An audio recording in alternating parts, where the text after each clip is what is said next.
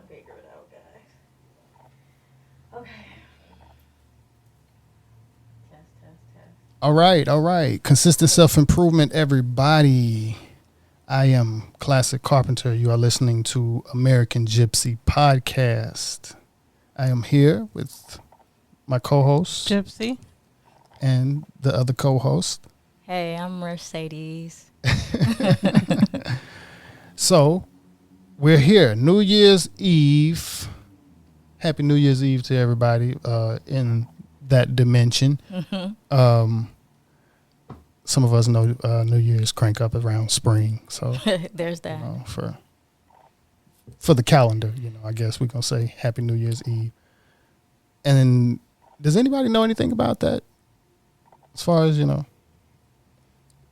date changes and stuff like that, depending on cultures. What are you can talking about? explain, Solstice? as far as New Year being in spring, really in like Well, when this there's is winter.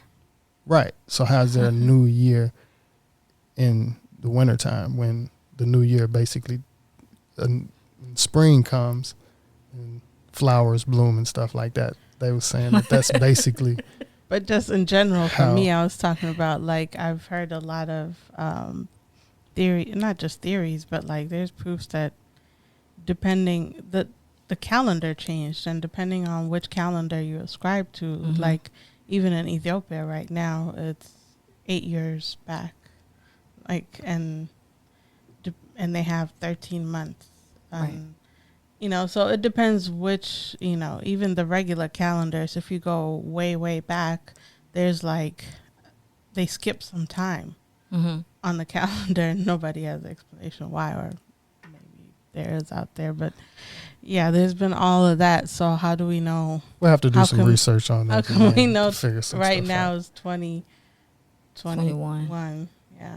Yeah, because it's not, but Right. it is. Yeah, Right. but in that dimension. Right, like That's you when I said gotta at the keep coming in. beginning, right? In That dimension. So Right. Okay, I'm with it. I mean, by the end of 2022, our listeners will understand and will understand even more about what we mean by this dimension versus that dimension.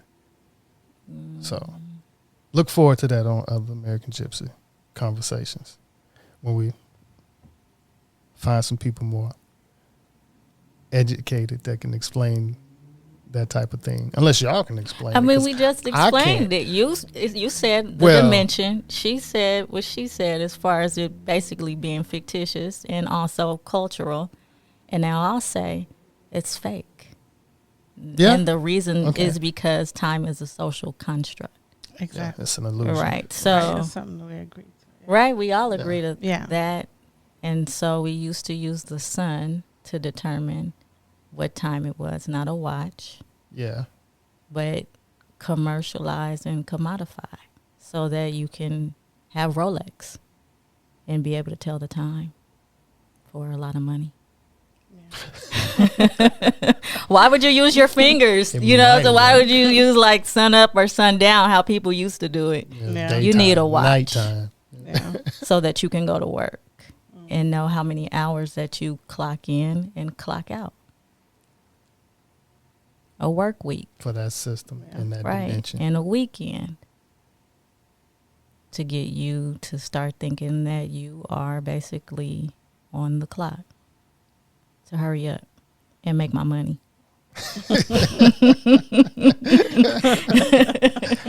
Make that money. Make that money. Make that money. And payday.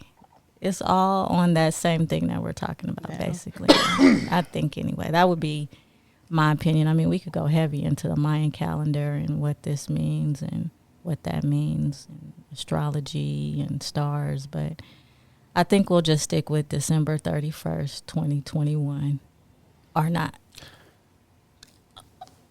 Man, look here. A lot of stuff makes so much sense, like you just said, but it's winter. It's like, hey, I didn't say nothing about, seasons, but spring. Spring does say new year, new flowers. Yeah. Yeah, if you didn't have the digital system or that time system to say, okay, this is this time. How would you know when is a new year? Or, them would be questions that would come up. How would you know this and that? Well, there's always been that system. If you needed to know. Now they're letting us know that, you need to know what's going on everywhere except what's actually going on where you are.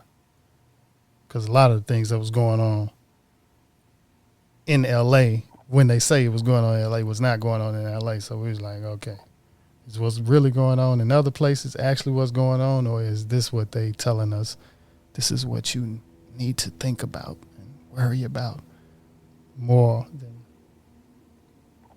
what you're really supposed to be working about or thinking about, really. And that's probably not thinking about too much that's going on in other places that you usually wouldn't know about back in that time. They wouldn't know what the earthquake or the tsunamis was like back in that time. Or back in certain times. If you were living here, you would know, wake up in the morning and check and be like, okay. No, there was no international news and stuff like that. That's what you mean. Right. Yeah. There was no ticker just underneath, no pop-up, no Amber Alert, no. Yeah. Well. There was still the sun and the moon in daytime and nighttime. That was always consistent. Most consistent. But you didn't know if people were in peril or not. You just knew about what was happening where you were. And to give you a vibration of happiness or like sadness, like hunger or fame or obscene wealth. Some people in the Amazon have no idea what the heck we're talking about as far as a podcast. Yeah. Right. Yeah. And they're probably better for it, except for all the people who are trying to take their land using methods that we're talking And their about. everyday is not affected by what's going on around the world. No. It's like, Uh-uh. always present. And it's funny how certain cultures do insist on it being that way to a certain degree. So some cultures just insist on looking into the future. Mm-hmm. And like they said, if everything, the ball fall apart, it's the ones that kept it in, that's used to living in the Amazon, that's going to survive all the bullshit, because their way of life wouldn't necessarily, unless, people coming in cutting shit down and tearing up stuff. That's one thing. But like I said, when it comes to a major blackout, they like, okay, food. What's a blackout? Like Candace Owen kind of mentioned, the grid, the power grid, having being sarcastic, having that stumble. Yeah. So no, because I heard this speech years ago by Dr. Joseph Lowry, who used to be the president of the SCLC, and he wanted to know why everything bad was black. And he started going down the list of black cat is bad luck. And, it's just a white lie is good, and then he talked about a blackout. Why is it that that's considered negative? Why is it a blackout? Is everything... I don't know. It just made me think about how we used white and black as right, because if it's in the day, if it's daytime, right, it could have been lights out, but if it's because daytime, whiteout is good when you use it. When you make a mistake, whiteout is good. Yeah, it's like yes. Well, some people are like, "What the heck is whiteout?" Because do people still use whiteout? I think so. Somewhere out there. Damn. Yes, I haven't been in an elementary school in a long time. I don't know if they still writing. They don't write in cursive anymore. You do know that they took cursive off as a part of the curriculum. I that. What Really? the heck? I never liked it, really, but yeah. Still. Just because you don't like it doesn't mean. I mean, you I know. No, I wouldn't say like there's no need to have it in the curriculum. I love cursive. Yeah. But also, you have to sign your name in cursive on so many legal documents. I mean, okay, you can use DocuSign, but in person, why don't people know how to write in cursive? Right, why would you remove it? That's why I was sitting there. There's no need to remove it. I just personally, right. Why would you remove it? But didn't like but it. you know, I know we don't use it now, but it's a lot of other things you haven't removed because we don't use it. Man, I'm telling you, I still use cursive. It's I can't say when I've done when it. it's cursive writing usually. Or, You have to sign your name in print, and then you have to write your name in print and then sign in cursive on so much Oh documentation. yeah, I still sign in right, cursive. right. Yeah. Signing is You one can't- thing, but that's just one thing that you're memorizing how to do. But like writing an entire page. Oh or no, you're not gonna document write in it, the whole cursive, thing like, in cursive. So you're saying the next generation is just signing their name in straight print? Yeah, they are, because they didn't get taught cursive. Just like I'm saying whiteout, people are like born after a certain year, like what is whiteout? Yeah. But we know what it means, and also we know how people were using it to like sniff. Like it was just, I don't know. To me, the American school system has been fucked, right? But language. Oh, excuse me. Good morning. It has no. Oh. I'm saying good morning. Yeah. Oh. The language, the American language. Yeah. I was like, starting with good morning. You know, because like, why do we say good morning? Why are you in mourning? Why are we in mourning? Right. And why is it good? And why is it one of the only languages that say right? Or yeah. Spanish. Good day. Yeah. Sure. All other languages, I don't know a lot of. Most languages. But I mean, when you get taken away from what your language is anyway, then that's another way to break you. Yeah. So it is crazy from the just kind of looking at the things that has happened over time. You know, in the past few years, it feels like a couple of lifetimes for me personally, because I don't know like how often. I've moved often. Some people have stayed in the same place 15 years, 20 years. I got relatives back home. They've upgraded maybe the house a little bit, but they've been in the same place like 20, 25 years. And I'm still not able to see how, as far as how that's possible. Really. I think it's like a tribe. Like some people are nomadic, and then you have other tribes that put down roots and they just stay. And then you have other tribes like they had this belief that you need to be able to take everything that you own and carry it on your back. If you can't carry it, then you don't need it. And so they might be, the people you're referencing might be from that tribe where they're just rooted and they stay there, and that's what's comfortable, that's what's good for them. And then you might just be straight up, well, you're a gypsy. Look at the name of this podcast. Yeah. That's it. That's crazy you say that. I'm sitting here thinking about it like, wait, which bloodline actually? When you say that as far as tribe-wise, I'm thinking tribe. And I could think on my mother's side, a lot of them are still there. I'm not sure. You know, of course, there's two splits on each side. Mm-hmm. You know, my grandmother and my grandfather know more about my grandmother's people, possibly my grandfather's people too. But that's on my mom's side. On my dad's side, the family members I'm actually thinking about are not actually Korans. Mm-hmm. And then when I think about Korans, most of them are spread out. Mm-hmm. They're not in they're actually in Oxford. That tribe went that way. Went a whole nother way. So I had to think about it like, okay, then after we've done the research, I don't know if my mother's people were originally in that area of Mississippi. We do know that the Korans came from Georgia. Okay. But it might have been one black sheep that went another direction. You know what I'm saying? Like, how do we know? It was very cultured. It was the biggest difference in a lot of the family, you know, that out of just looking at family members here, got a lot of them here. This family side here, got a lot of them here. This family here, oh, they just, and it's a, you can tell it's a genetic, it's a whole energy with, it is so genetic. Mm-hmm. And you just see a complete different character with this side of the family. Some people get it, you know, and some people don't.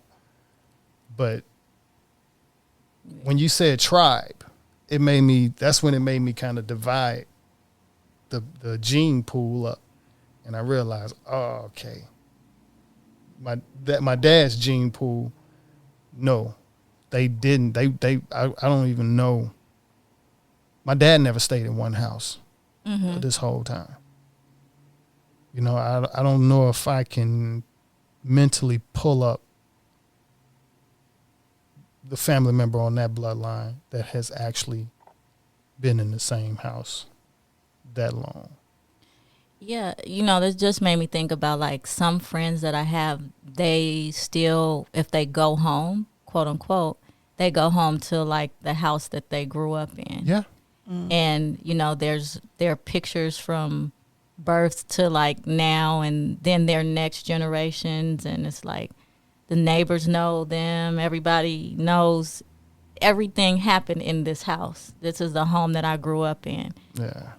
I don't know anything about that life. I Like don't have that either. that's not even an option. But to me, it seems beautiful to be able to be like, oh yeah, I'm going to leave my stuff here and know that it's there when you come back, like 5 years, 10 years, whatever. You can open a box and, I don't know, go in the basement, all the stuff that they put in a movie or something. But that's their real life where they can go and look through things. I'm like, that's like 100 storages ago for me. You know, that's like I have to purge all the time. I don't know. Like, I was talking to one of my friends and he was like, "Do you, where do you keep your keepsakes, at your mom's house?" And I'm like, no, my mom doesn't live in the same, like she doesn't move as much as me, but like she hasn't lived in the same place either. Like it doesn't work like that. My mom has been actually in the house almost 20 years because she moved in when I was in college, sophomore. After she moved in, that's when I moved in. We moved in with her, and she's been at that house. Wow. Man, 20 yeyears from now. See, when that Stankonia came I'm out. just 25. Man, I got to college, man. Just You like, was wow. a baby genius. Yeah. You know, I got there early. Man. Yeah. But that's different. I wouldn't say my mom, she still moved around. You know, before that, the God damn, the 20 years before, like Kevin Hart, God damn. Start thinking about that time when people were still learning how to write in cursive in school. Back then, when they weren't doing the new math. Right. When the Nintendo had just dropped. Right. The first one. Nintendo. Nintendo, right. But she still bounced around from houses. But yeah, I got aunts and uncles. Maybe not too many uncles, but more aunts. I'm talking about period. 40 years gotta be, 40, 50 years gotta be in them houses. Yeah. Gotta be. Can't imagine. Man. Yeah. I can't. In the same house. Peep this. So my grandparents retired. They left LA. They went back to Louisiana. And even after retirement, they were living in that home for like 30 years, right? Like 20, 30. So that wasn't even like the home from when they started, but even their retirement home. Like when I went back, that's where my stuff from elementary was. You know, I could find a couple of little things because my grandmother kept so much stuff, but that just tells you how many lives people have lived where they've raised children, raised grandchildren, worked, retired, went to a new retirement home, and then that retirement home was like the home for so many other kids who are so now adults with their own children. You know, it's a trip. In movies. It is a trip. Congratulations, Mama. If you listen to this, congratulations. I'm very proud of the movie success that you have had as an actress in your 60s. Turning 70 next month, but in her 60s. So for everybody that feel like, you got this one shot at life, and if you don't get it by this certain time, you can't do this and you can't do that. No. Never too late. Never too late. It is never. If you want to get rich and you just keep in your mind that, all right, I'm going to get rich. You could be in your 50s or your 60s. Keep thinking that you can get rich before it's over with. And you can do whatever it is. You can live your life. If you want to become an actress in your 60s or an actor in your 60s, you can do it. Holla at my mom.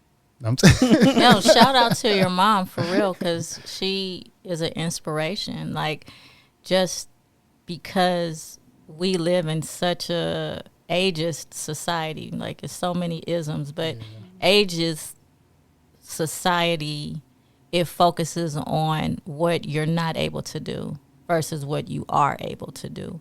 And so there's all these ideas about, you're boring, you should be retired, you need to be sitting somewhere like, knitting or like, I don't know, bored. But like the reality is older people are more experienced, more knowledgeable. And based on what a lot of the research says, they have this thing called grit because they've gone through so much that they're prepared to keep going through a lot of other things that you're still trying to figure out as a younger person, how to even navigate, understand, or have the wherewithal to manage. So when you see people defy these no's, it has to be celebrated. And even before that, like noted. Like you can be any age and choose a new direction. It doesn't have to be, like we were talking about last week, it doesn't have to be this, I'm going to stick with this and then just keep doing it until there's no more. This building, right. Yeah. Go up the wrong building, basically. And just keep doing it. Yeah. Rodney Dangerfield became a comedian, I think in his like 40s, because that's something he always wanted to do, but he had a family. Yeah. And that's not to say it's the wrong building all the time. Like you might have enjoyed doing something for like 20, 30 years and you're kind of bored of it now. You want something more challenging. There are those people that always like a challenge. And so like they want to switch careers or do something else that they've thought of. Because I think we all want to do multiple things. We don't all just want to, I don't know. Right. Like I had a hard time, like even in high school, like picking a major for college. Because it's like there's a lot of different things I want to do. It's like, how do you pick, what to go with? So. Yeah. Yeah, no. I was going to the military. What? Oh, really? Can you believe that? I can't. Look, no one did. Right. Literally no one. It was can't. like all my friends were like, you're crazy. You're not going to anybody's army. Like you can't go into the military. You will not listen. How are you going to survive? Like there's no way. On top of how you feel about the country, what are you doing? But I was more like, how am I going to pay for it? Because, my parents aren't going to pay for it. Yeah, scholarships. But the trick about scholarships is realizing the money that they say you have isn't necessarily everything. Like a full ride, put an asterisk by that. Mm-hmm. Because when you get on campus, there's so many other things that you have to pay for. Your tuition might be paid for. Are your books paid for? Is your room and board paid for? Yeah. Is your meal plan paid for? That food. Is your insurance paid for? Forget a comforter and all this other stuff. So that was my thing. I wanted to go to college. It had always been my dream. I think a big part of that was not just me being like a big book nerd or whatever, but like different world. A different world and the Cosby Show really did something to my mind about going to college. So that's weird because I can't even connect those shows with college. For me, that was a big part of it. But also, it was being in Jackson. Back to shout out Jackson, Mississippi, because there were colleges that were right there. Jackson State and Tougaloo. Yeah. And so many of my classmates had parents that went to college, and that was a thing. Like they were all pushing them like early, like you're going to college. I'm like, wow, this is different. So I had to figure out a way to pay for it, and it wasn't going to be hustling.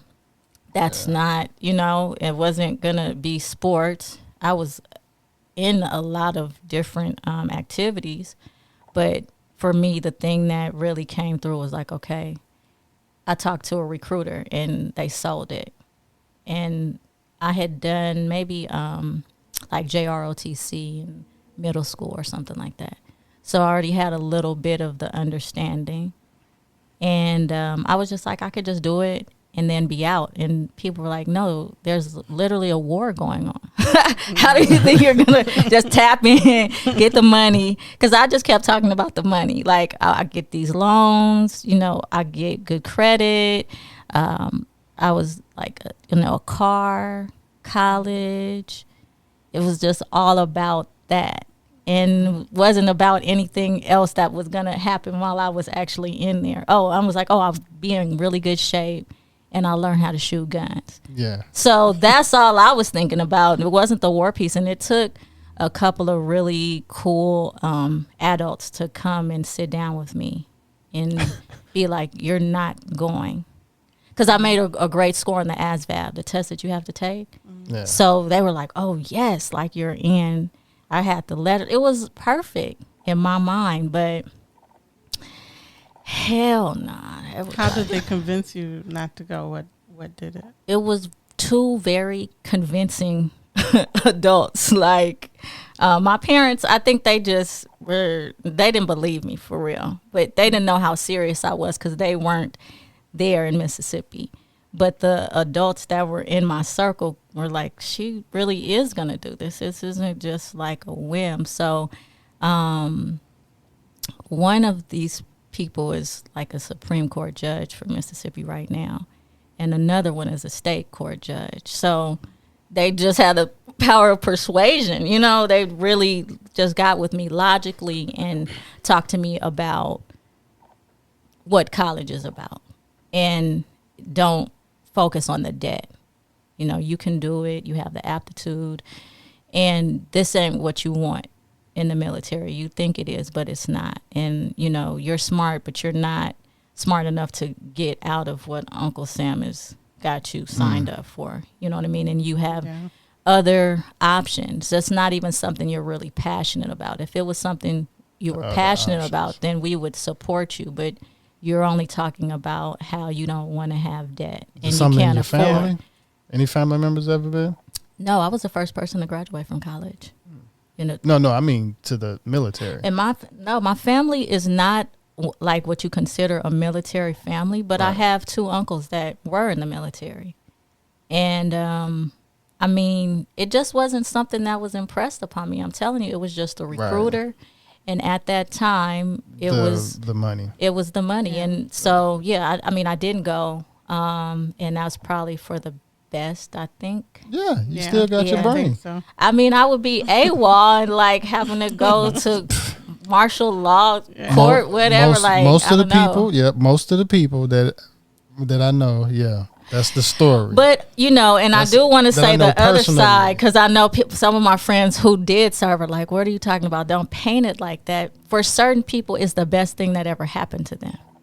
Okay. Right. The ones that are passionate about it. Right? Who really can take something from it. And I admire that because, I mean, I see how it's impacted their life for the good. But I have a little bit of knowledge about what happened for me when I went to college. And that's where I was supposed to be. It wasn't in the military. It just wasn't. Are we on a cut? I don't know. Oh, okay.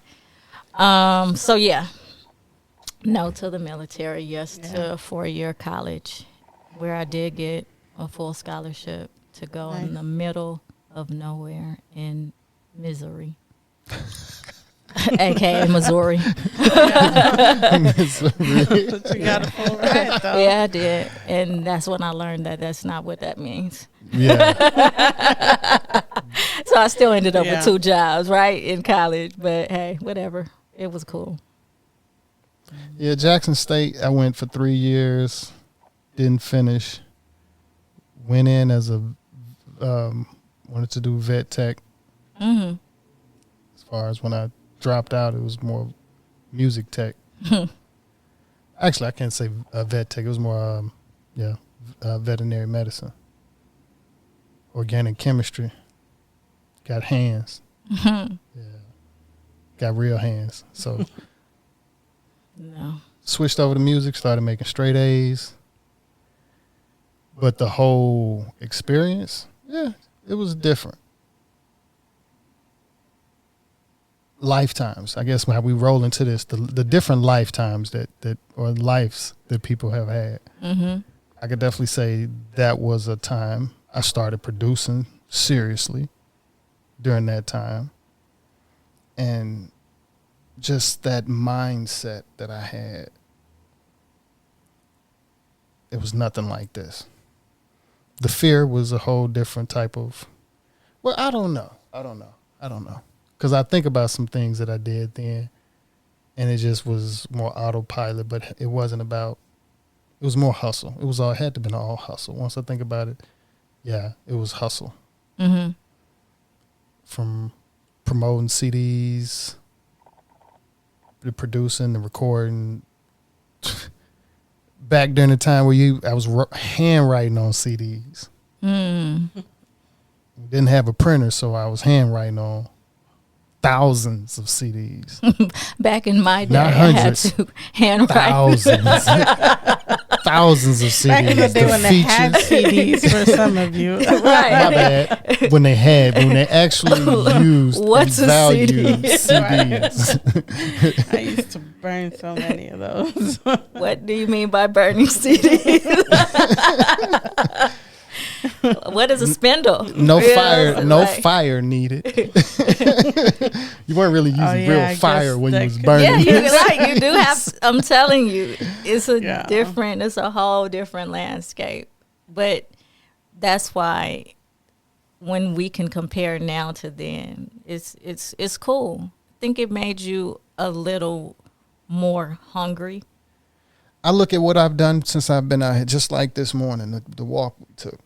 And I'm like, man, it's like a little forest fire of vending or energy that's going on there. Mm-hmm. What did you see when you went on the walk? Like, what was it? Well, at 7th and Fig, it's just from as soon as you hit the corner, you got the violin guy playing, and then you got the vendors that's lined up all the way, even though it's after the holidays. Yeah, mommy, you got the lady that's always cooking there. Mm-hmm. The Alabres lady wasn't there today. And then you had old friend Amethyst was out there street performing today. And just that whole strip, once upon a time, I was the only person out there. Mm-hmm. I mean, for a while, street performing. You playing my were. cello. That's where I ran into you. There was nobody there. Everybody ran into No, them it was there, crazy seriously. because we were trying to decide what to eat. And I'm walking around, didn't want anything. So finally we decided on CPK, California Pizza Kitchen, right? And then I'm hearing some music. I look over, it's Kwame. Yeah. Like, what the hell is going on? And I'm like, I know him. That's my boy right there. My guy's like, no, you don't. I say he's from Mississippi. Like out here downtown LA performing. And that's where we ran into you. But yeah, you were out there and that was cool. And it was a whole different life ago though. Mm-hmm. Even just as I think about it, even just then, it was a whole different hustle. Now the hustle energy has shifted into something else. But from it leaving, Mississippi, going to Atlanta and to, the DMV area, even being out here, not knowing the levels of fear that was being shaved off. I thought college was kind of fearless, but then, like I said, as I think about now and the stuff that went down in the 4 years we've been here, or just being there, period, yeah, it's a whole different type of, I have no fear. Let's grind, let's hustle, let's get it. Mm-hmm. It's showtime. It's just as elevated, Mm-hmm. but it's a completely different, man. The lifestyle is just different from last year. Complete different person, complete different life. Even just, of course, we was doing podcast stuff, but I had a whole different spiritual thing going on at the same time. This was, as like I said, think about it. We probably be 3 days into this room, rained out, half of the carpet is stripped up. We in the other room. Yeah, we had to box everything up and studio in the closet. Put everything we had in one little room and live out for in one room for about 2 months while they fixed this room. We did a lot of rocking. Yeah. So it made you more appreciative of what you have, though. Always been grateful too. I mean, I think I could be wrong because, you know, there's that cliche, what doesn't kill you will only make you stronger. I had an apartment flood too, and it didn't make me more grateful in the moment. I was pissed. I was super pissed because it flooded and it got my computer too, right? And so I lost so much stuff. Yeah. And at that time I used to write. So I had the beginnings of books and a lot of poetry and good music stored, burned, on there. It was hard.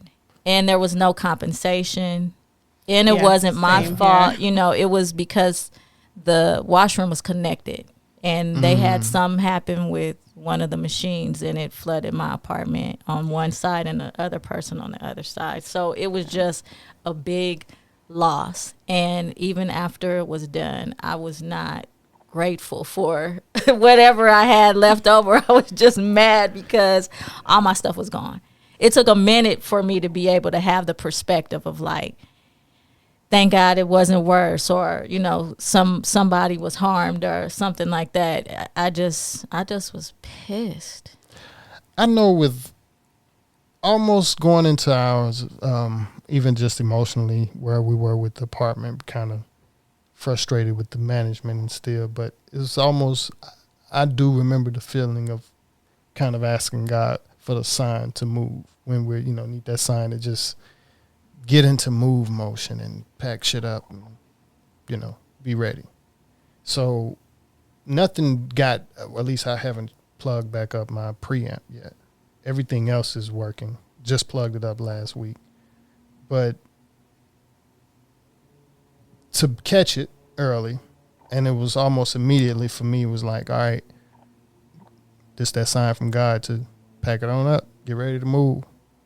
So that energy, it was, and even just for how things were working then, it was almost like a shit, there's nothing we could really do or force or just, so it was more just like, all right, just let go and be patient. Yeah. And I could say going up to it, that's why I probably could say I had a more optimistic energy with it, because I remember it's like, oh, okay, shit, well, this the sign, all right, well, yeah, let's pack it on up. And I guess because I pay for everything, so I didn't feel like I'd just be too destroyed. I could buy some more shit if that was the case. But, we caught it early. Speakers still work. The basics still work. Still got to try the preamp. Rebuilding, I couldn't rebuild. Thinking about it, because I even when building, giving gratitude to my pops and just being in that bloodline, but still also understanding what most of his life has really been. When you doing a project of any kind, your brain is really thinking about that all the time. When you living a life as a carpenter, your brain is thinking about the job and probably everything you got to do as a head carpenter the next day. Mm-hmm. And because during that time, this is basically all I was thinking about. So I got a chance to think like, shit, if I did this for a living, all I'm thinking about overnight a lot of times is cuts and calculations and this type of thing and this type of thing. I'm like, damn, my pops just ain't got time to think about shit. So had appreciation for my pops, and what he's been, just how basic genius he is. And also understanding childhood traumas, his whole life, and how he's become to what his whole, it allowed me to understand even why my mom would say some of the things that she say. Mm-hmm. And it makes sense, like, because just like probably some other people that work certain professions, your brain, depending on what it is, your brain don't turn off when you go home. Mm-hmm. So you can't really give a fuck as much about things at home like you would probably want to, because your brain is still running numbers, doing calculations, and I mean, absolute genius stuff what a lot of people do out here, whether you're an electrician, a plumber, where these people know certain things, and brain is actually, that's why probably a lot of them, you would say, alcohol, drinking. If you think about probably most construction people or paint, most of them drink, no doubt. Yeah, some of them drink because they're in pain from lifting a whole bunch of heavy shit for no pay. Like, and then they get injured on the job because they drunk. But it's also because I'm not making no money doing this bullshit. And, that's but back some of them get paid good too. And still be just but it's lit on the because they've been doing it for so long that they finally got good pay and they got a habit now. Yeah. And so they can afford to drink better alcohol. That's a stereotype. True. I know not all construction people, y'all don't get in y'all feelings, but I'm just saying I know a lot who do. Yeah. But I mean, also, one of my friends who's a jeweler, he travels, or used to before all this stuff happened, but used to travel to all of the conventions for all of the different professions, National Association of Journalists or engineers or social workers or whatever. And I remember when I told him, I'm going to become a social worker, he was like, oh, social workers party hard. That was it was like out of all the conventions, it was like they party hard. And I didn't get it until I became a social worker. And then, like you say, you want to come home and cut it off, but it's all the stuff that you've seen or done. Mm-hmm. And, one of those things is to have a glass of wine or something like that. So I could see on the flip side, like what you're talking about with your dad, or even with my dad, because my dad did construction for a long time for paying, just because that's what he's good at. He drink too and don't give a fuck? He does. Sorry, Dad. Well, my dad been cold. My dad been cold but turkey. He doesn't, I'm saying, at the same time. I mean, I think that my dad is a 70-plus-year-old black man in America. And just imagine what that means. Yeah, my dad don't still drink. He went cold turkey. And that's something else that also let us know how strong the bloodline is, for his ability to eventually kick it, a habit like that, and probably going on about 15 so years probably, and he still got to a certain degree, don't give a fuck, but he's always been just this big kind-hearted person. So he's sober completely. Yeah, he doesn't drink at all. No. Okay. Yeah, that's something. I mean, that's pretty huge, actually. My dad stopped drinking for a while. Mm-hmm. And then when he did start drinking again, he completely changed as far as how much he drinks.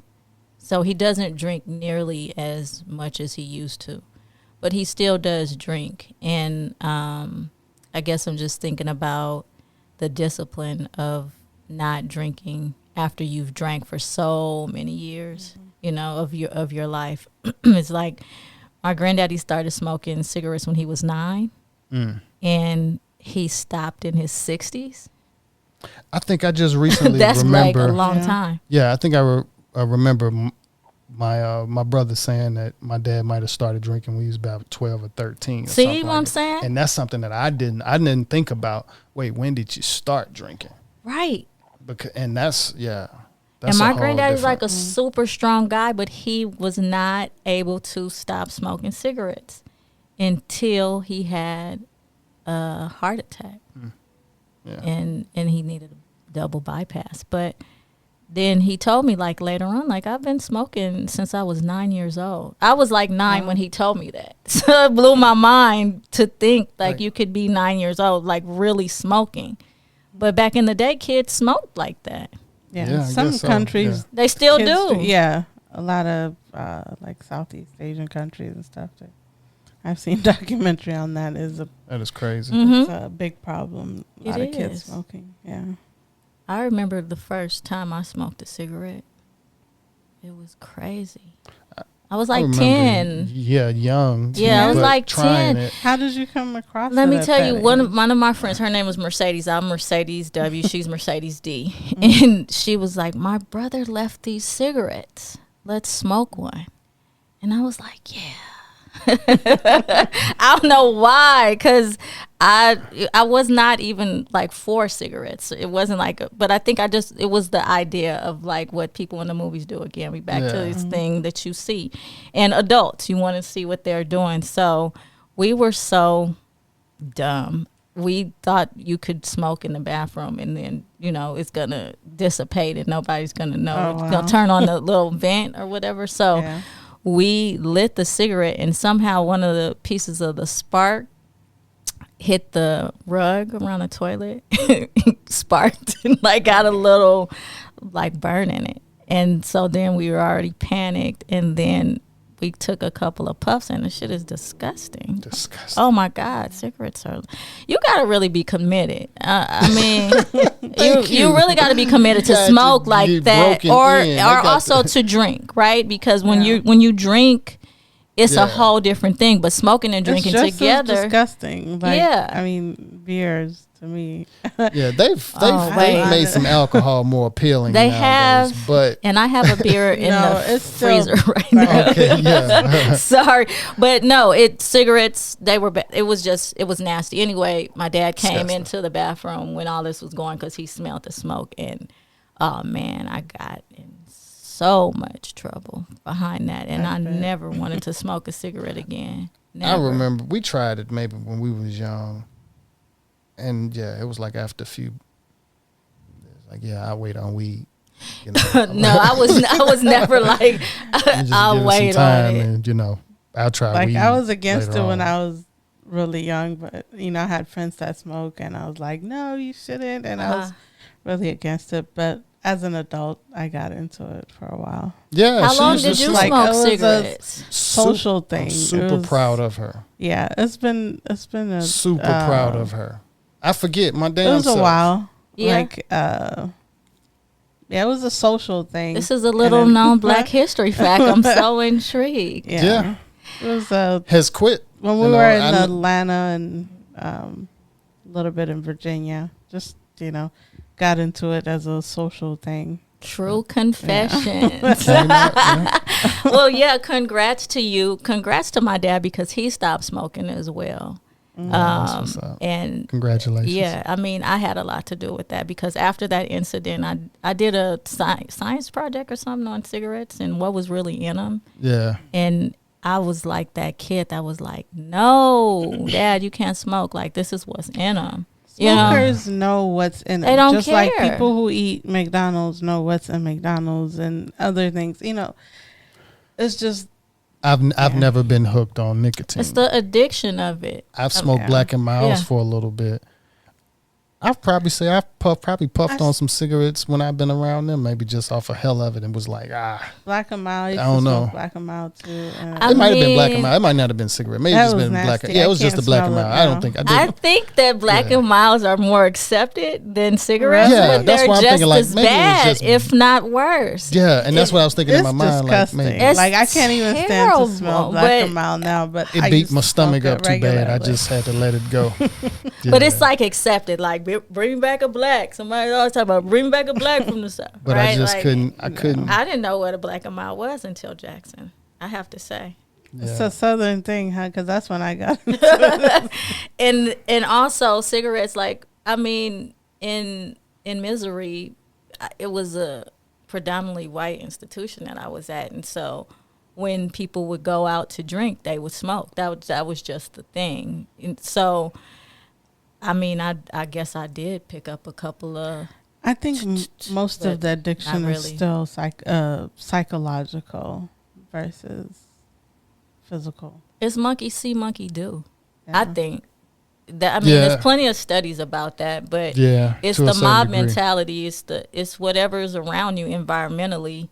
And then it's the nicotine after you get it for so long. Once you get started. Once you get in so long, it got to be the nicotine, because weed is just, you can put weed down for a little bit and shake it off and not really. Some people can. Some people can. I believe most people can. You go ahead and you got to go take a piss test to stay out of jail. You don't need rehab or you don't need too much tough stuff. Well, I'm gonna beg to do. I gotta pull my mic in close because I used to be one of the people who had to drop people when they were on probation. So accompany them to the bathroom and wait to collect the sample and put it back, because I was doing substance abuse counseling, really right? And we back to that. No. I can't say I can't say give a fuck. I don't think that they gave a fuck. They probably didn't give a fuck people who either. Still were on probation and still tested positive for that and other substances. So I didn't test positive. There's still, but as I think, when I do think about it, well, what did you do to not test positive? I had some amazing guardian angels. Okay. Like, as I think about it, the one little, and it was because of a ticket more, and dealing with some marijuana. Mm-hmm. And I did have to piss for probation. It might have been 5-6 months probation. If I'm correct, I pissed one time, and that was the very first time I went in. Once I think about it, after that, I didn't have to piss.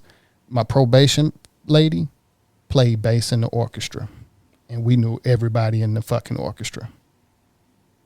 Okay, so think about all the millions of people whose probation officers do not work in the orchestra, and they get dropped, and they have to go. I think about myself though. To whatever institution that they were at, or they're quote unquote violated for no reason. Like, I was a cog in the system. I was a damn intern in college. I still thought it was crazy.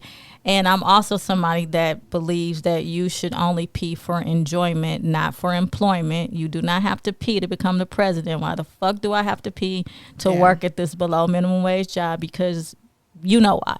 But what I'm saying is, we can laugh about this, but it also just highlights the inequalities in our system, where there's still so many people who are put through the motion because it's billable. And that's what I'm going to go back to again, because the labs get paid, the insurance gets paid, and the urine might not even be tested. They could say everybody's good or nobody's good. Like, as long as they got the money. Hey, they've already billed for it. So we have to keep testing people. And there is a space where it makes sense that certain people need to be tested because it's a part of their recovery, and they really are working towards that. And that's the thing that's going to click in their mind for them. Like, I'm being tested. I want my family to know I'm doing good, or, I want whoever. I want to feel good about myself, to have this piece of paper to say, look, for the first time ever, you've been clean for however long. I get that. But I'm just talking about how many people are locked up behind something as trivial as urine. And it's a lot. Just like it's so many people that are still locked up. Like, we could talk about smoking bud and being in LA, but how many people who are from LA in LA right now are still locked up because they just were smoking. They didn't do nothing to hurt nobody. They just got caught with some bud, and they're still behind bars while we have multi-million-dollar billionaire people making their own special strain of marijuana, and it's accepted. You gotta free all them people then if it's accepted. All and of that. Nationally, you can't say, well, yeah. Since it happened then, right? We can't, no. Yeah, they had their own dispensary. It was their own strain. Like, why can't they be out? I thought So they didn't let people out retroactively. I thought some places Some did, places, yeah, some places didn't. Oh, and okay. here they have not freed all the people who have those sentences. Yeah, I can see And that. for those that have, some of it is still on their record. And then they try to do this thing. I don't know how familiar you guys are with the grants that they were giving out to people who had been incarcerated due to the government. I'm not going to say they this time. We know they, me and the CIA, did it, where they funneled in crack cocaine to South Central Los Angeles. So as a, form of, I guess we're going to say reparations, there was this money set aside for people who had been impacted in that era and who had time related to that in order to now do right and give them this option to get financing, get dispensaries, have someone to work with them on their business plan, have people to help them locate, storefronts and get their product out and allow them to be competitive with all the other people who had came in and got permits to have dispensaries that didn't look like us in our communities. But now it's they being the local government, Los Angeles County, only approved, but so many. And then you have all these other people with a letter saying, congratulations, you've been awarded X, Y, and Z, but they don't have anywhere to go with it. And it's an ongoing thing that, is still happening right now. But it's like for everything that they say, okay, we've done this, then there's still so many other people who are saying, but I still haven't got my due. But every time I turn on the TV or open up a paper, I see all these glossy ads about the next tech billionaire buying into marijuana. Pfizer having a marijuana pill now, or this celebrity has their own roll up, and now it's just okay. And but we still legalize it in the South. It's not okay. It's only okay for certain people. And I don't even, when I met you, I probably smoked way more than we both than did. ever, we right? Both did. Because I didn't in high school. I was super scared to smoke. I thought the minute that I take one puff, I'm gonna die. I believe that. I thought that it was I was like, I'm gonna be that 1% that has a negative experience. I've never heard of a negative experience. So there was no reason for me to be scared. I had that. I just had that. Everybody that I knew, they were having, a good time. But there were some people, and I think because somebody had told me a story about somebody having a bad trip and never being right again. Mushrooms, maybe. It was tripping supposedly on it was bud, right? But I didn't. He just went to jail. Nah, well, that is a bad trip. Right. A bad trip. Yeah, they got pulled over, man. Shit was crazy. Yeah, but no, then I thought that. And then I also thought, my dad will kill me. I just, how would he know? I don't know. But these were the things that were in my mind until, my best friend and the person I was dating at the time was like, you are tripping. It's just bud. It's okay. So it's not a drug. What was your first reaction first time you smoked? Giggles. Okay. Yeah, I could not stop laughing. But even though it was a cool experience, it wasn't for me because I just was so focused. I thought that alcohol was better than bud. That's what had been sold to me. And probably because I studied abroad in a European country where you could drink. Yeah. You could, at 16, I went into a liquor store and bought gallons of alcohol, which blew my mind. Yeah, that's crazy. And brought it back to the States. And, it was like, look what I got. My friends were like, yo. Yo, what the heck is this? I had a trunk full of alcohol that I came back to Jackson with. And yeah, that's crazy. That was my junior year. I had a crazy reaction to my first time smoking. I thought I was gonna die. I thought I was dying, and I was like, oh my God. I was scared to go to the hospital. I didn't want my mom to find out that I smoked, and in a panic. I was just like, this is what I thought would happen to public. We were like going out to eat sushi. Then we went to the movies, and all the lines of the carpet on the floor of the movies, like that made me nauseous. Like I just kept asking, like, when is this gonna end? Like, they're like 30 minutes or so, you'll be fine, don't worry. And I'm like, okay, when is it gonna end? Like, after that I was like, no. And then, Nah, my trip wasn't that bad. I guess my weed wasn't that good. Y'all must have been smoking. Yeah, it was. It was top of the line. My trip, I just smoked. I was an adult when I first smoked, so it was top quality. Okay. Oh, excuse me. Yeah, I think I was like 17. Yeah, I was definitely maybe probably like 17, and I was like so old compared to my friends who may have already been smoking for a year. I tried it when I was a little kid because my friends, had some and they're like, you want to try it. But I didn't know to inhale. And, I was a young kid. I didn't know how to smoke. So, like, I didn't get high until I was an adult. And I tried it. And that's when I got high and thought I was going to die. Heard. I mean, I think you like you were talking about different lives. There's that life of smoking and then being done. Or not? Well, I don't know. I was done for a little bit between high school and freshman year of college, summer freshman year of college. After that, I think, it was back smoking. And then after sophomore year, and I think going after that, it was just a whole nother level of smoking. But it wasn't the good stuff because we was in Mississippi, so it was like shit still had seeds in it. But after that point, I went from 10 blunts a day to fast forward because even back then, I go to work with my pops, smoke before I go to work, smoke on the way to work, smoke on the lunch break, smoke on the way home, go to Frazier house when we get off. Frazier, and that equal to about four blunts. Man, damn, I have known you a long time. Yeah. Shit. So it was like, we had a time. That was a period where, it was at least 10 blunts a day.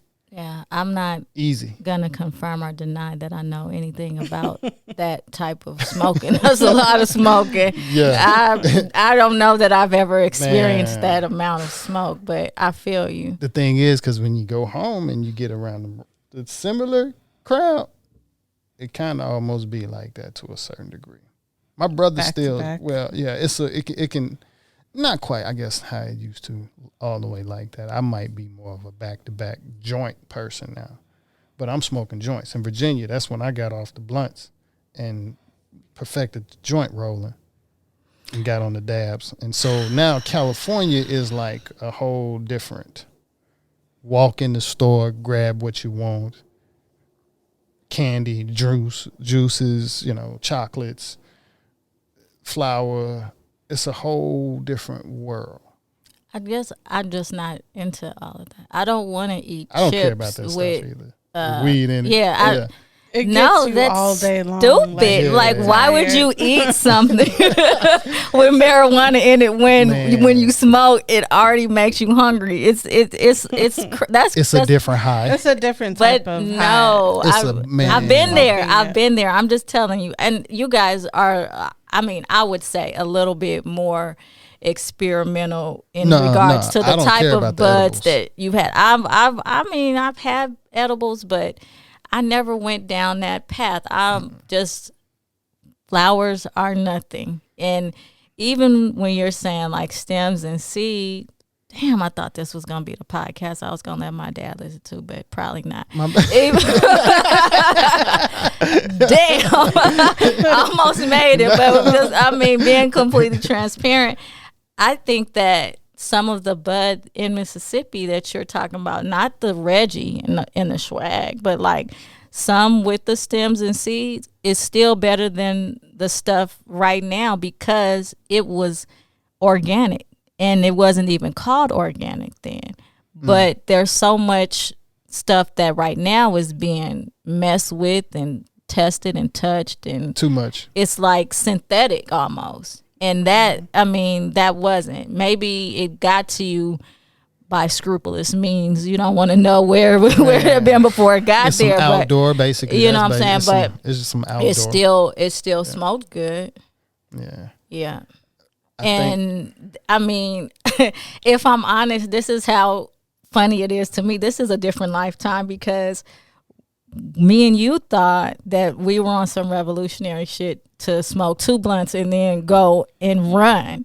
Remember that? Right. We were like, yeah, we're about to start a program to run through the hood. We're going to get people excited about working out and exercise. And so we got up super early morning, and like smoked probably like 2 blunts and then proceeded to go and run like in the neighborhood around Jackson State. And this was a regular thing for a minute. And also we did the same thing with tennis with our friends, and you wouldn't sit out there, smoke, and get up and play tennis. And then sit there, take a break, smoke another blunt, and get up and play tennis. Right. And they do it with basketball. I couldn't quite do it. Actually, I probably did do it with basketball, but yeah, they do it with basketball, as you know. Period. In the NBA and everything. Yeah, they smoke and run. Hey, I mean, for a minute, it was like the best idea ever. It was like people are gonna join us when they see us. And I remember running. it was around the cold time, because I remember the tights and everything, and being out there, and just that flash, that one vision was there. Like, yeah, I remember that. No one joined us. I remember that. But yeah, that just gave me that flashback of like, I mean, that I had good lungs. Shout out to my lungs. Even the run, and I'm trying to get back, and that's kind of what I guess now that we've warmed up, we're getting into the podcast. 2022. That's what my 2022 is going to really be dedicated to. Yeah. Staying in the physical. Because a year ago from now, I used to hop on the bike to go do whatever. So now I would say,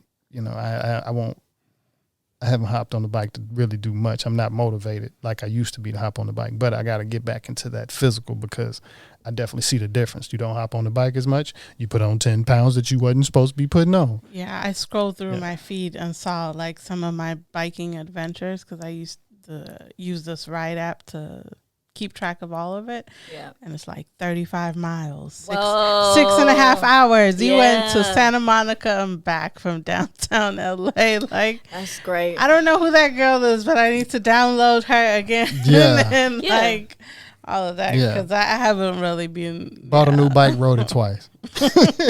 Don't even go there. You don't even want to know about the bike situation for me right now. It's terrible. Beautiful bikes that have been tuned up and tricked out and haven't been out in probably it's time. We're 2022. 2 months, maybe 3, for no reason. 2022 is we're gonna have to ride down there with our bikes, and we hop on our bikes and ride the beach down there, Long Beach. Yeah, because I just don't like biking in downtown LA anymore. But yeah, these hills is the truth. Yeah, and then even it's just not as comfortable. So yeah, we'll go to different neighborhoods and bike.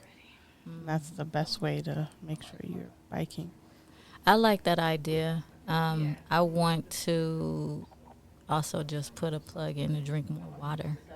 Yes. Oh yeah. You know. Well, we do that pretty good. I could say we do. Water bottles help. Pretty good. Like, I was a terrible water drinker. I never drank my water, and then I had this idea of maybe if I had my water bottle with me all the time with water, I'll remember to drink it. Like, I'll put it on my desk usually, and then that just reminds me to always drink my water. But yeah, water drinking, it clears up my face when I'm doing it like religiously. Like, clears up my face. It helps me lose weight, and it just. Yeah. It's nothing like water. Yeah. Water is the best thing. And that's why. Of course, we're mostly water. Yeah, we're basically, 75%? Yeah.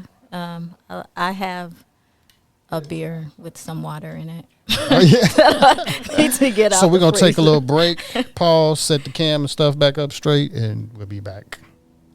So we find ourselves talking a little bit about cryptocurrency and noticing a lot of things that's moving into, cryptocurrency, NFTs. And you got any questions on that or anything? I know we talked about it a little bit last week, but didn't quite get into some of the new things that's taking place, like with NFTs and the benefits and the complicated in between. New fish tacos? Yeah. What?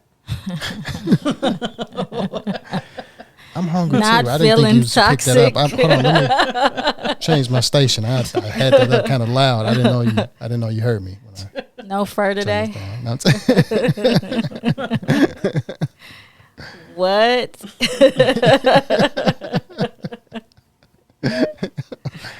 Let's talk about it though. Let's get a working definition of what NFT means. I'm joking, of course, but let's start there. So, non-fungible tokens. Okay. Non-fungible token. Non-fungible tokens. I guess to put it the easiest form, it's like a digital asset that has a smart contract built on it and it sits on a blockchain. So then that's when they would ask, what is it, the blockchain? No, they might say, what's a digital asset? Okay. Because you have, yeah. Pictures, videos. Yeah. Okay. Images and videos. So let's do. I don't know what else. They could be other things because I know I've heard of like it could be used on supply chain management to track stuff, and it has a lot of different uses. So, Okay. For now, for the simplest term, let's say images and videos. Okay, so a digital asset that. What was the rest of your work? It has a smart contract built into it. Okay, so pictures are images that have and what's a smart contract? What's a better or easier or more understandable? It's just like a legal contract, but it's written in code, basically. Okay, so pictures are videos written in legal code that live on a blockchain, and it depends which blockchain. Like the biggest one is Ethereum.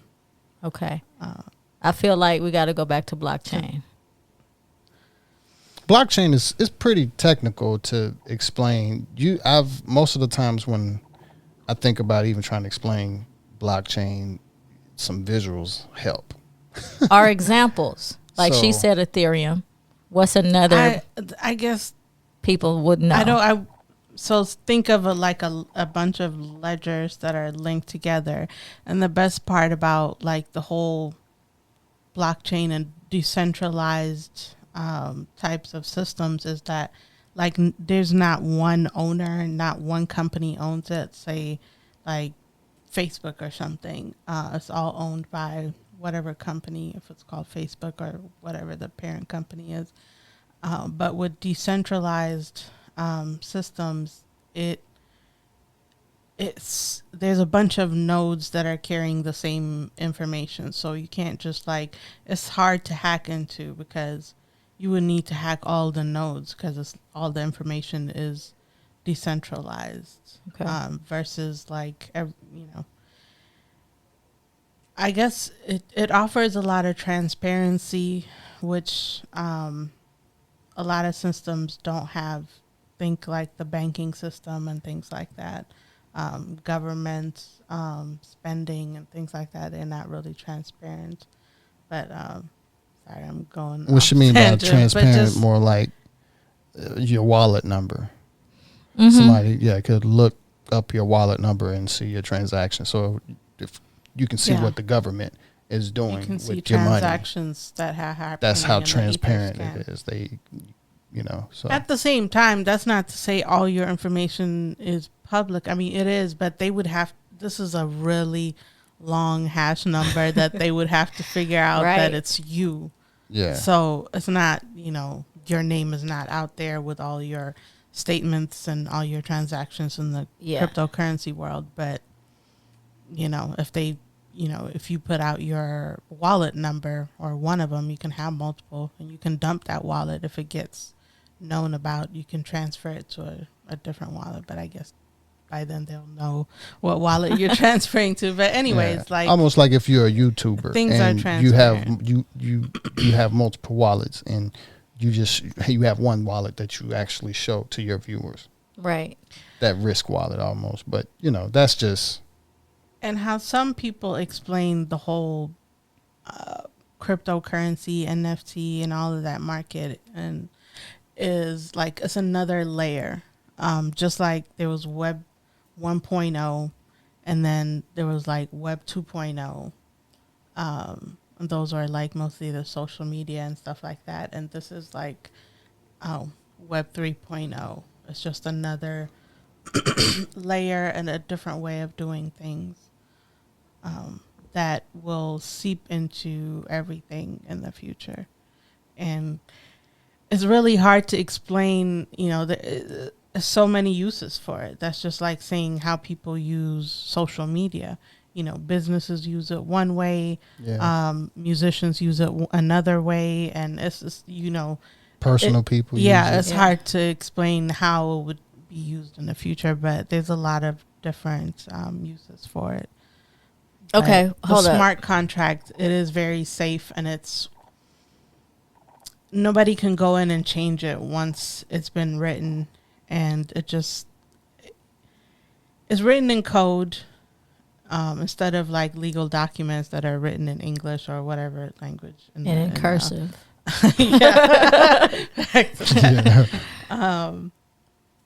So sorry, go ahead. Okay.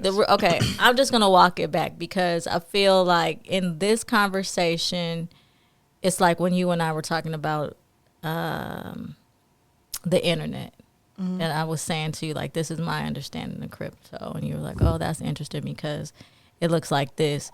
I'm attempting to be the one out of this group that has the least knowledge, in the sense that I'm going to ask more questions. I could say I'm maybe about 7 months in, 8 months in. Right. I feel like you guys have done a really good job of. She has. Delving in, and specifically, Lou, I know every time I speak to you, you tell me something that I didn't know, and you remind me of two really good people that have taken me under their wings respectively and said, okay, this is this and this is this. And it's been over 10 years since my first conversations with them. Shout out to Jeff, my boy in Austin, and shout out to Rob. But one of the things that Rob said when he helped me buy my first Bitcoin was, don't lose that number that you're talking about. Yeah. Remember? Yeah. And I told you guys about this. And I was like, I won't. I'm going to store it here, store it there. And he said, if you lose this number, you can't get to your money. It's not like an ATM card. If you lose it, they'll give you another one. Like, if you lose this is it. Yep. And it doesn't matter how much money you have. It doesn't matter how many identifying documents. Yeah. Once it's gone, it's gone. And so I did hear him, but I don't think that I fully understood, because, again, back to my same mindset with college, I just wanted to get to the money. I'm like, just sign me up and give me the numbers and I'll figure it out later. But in that haste or that rush, you have to pay attention to the details. And with crypto, I feel like it's one of those things you need to fully understand before you decide how you want to play your part. Yeah. Because there's so many different ways to play your part. Yeah. You can do NFTs. You can do mining. Yep. You can do so many different things, but right, just you don't even have to look, or you can pay somebody to manage your portfolio, which you don't want to do, because you can not really stake a as super well. Expert. That's another thing when you have a cryptocurrency, to earn more money on that. Yeah, that's neat that I'm learning. The staking part is fun. That's pretty. Yeah. So for people who, let's just say the demographic who just want to get in, like put their foot in the door, they hear everyone having these conversations about crypto this or crypto that. They see it now at the gas station and the grocery store where you can buy crypto.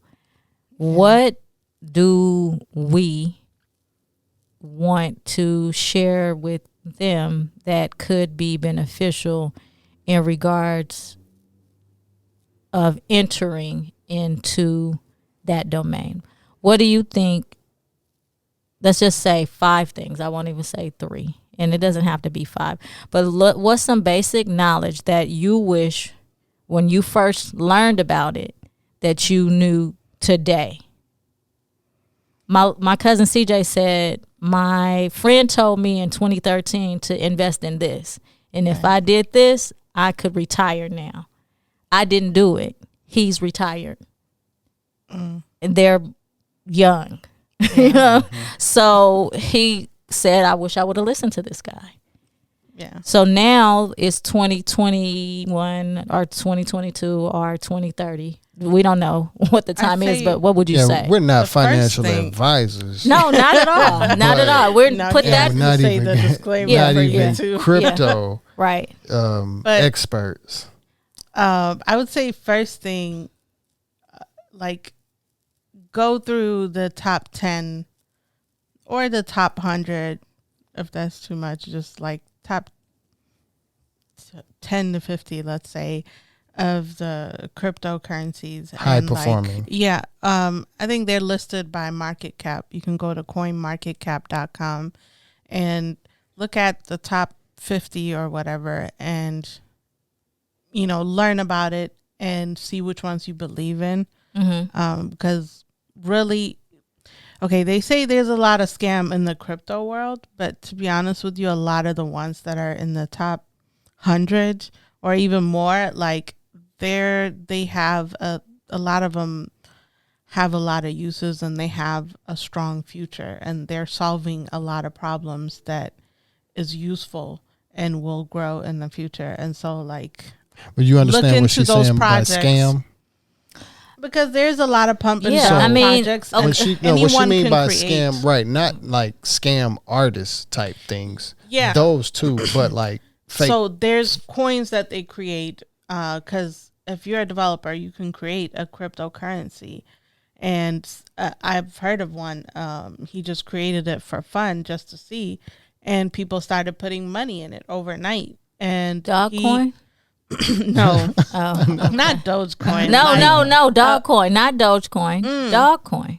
Dogcoin. See, there's so many that are feeding off of. There's Baby Shiv and there's all of these, Shiv. Shiba Inu, whenever all the Inu stuff. Right. Yeah. And it's confusing. Even when you type it in, you're searching for a coin, you see a lot of knockoffs. Right. And it gets confusing. And there are probably 500,000 coins out there. It's just there's a lot of pump and dump when they say people use it to pump it up as a group. There's these chat groups and different things that work together to pump up the price. Then you get people interested in it because it pops up on the news, or they can pay for articles and different things like that. And then when people buy in and then they pull out, they dump it. That's what pump and dump is. This is sounding so much like startup. It's a couple of Netflix. It's a couple of levels to it. Yeah, that was a good one. Oh, it's so good. It's a couple of levels to it, and they're gonna keep growing. The levels of But I don't want people to get distracted by that.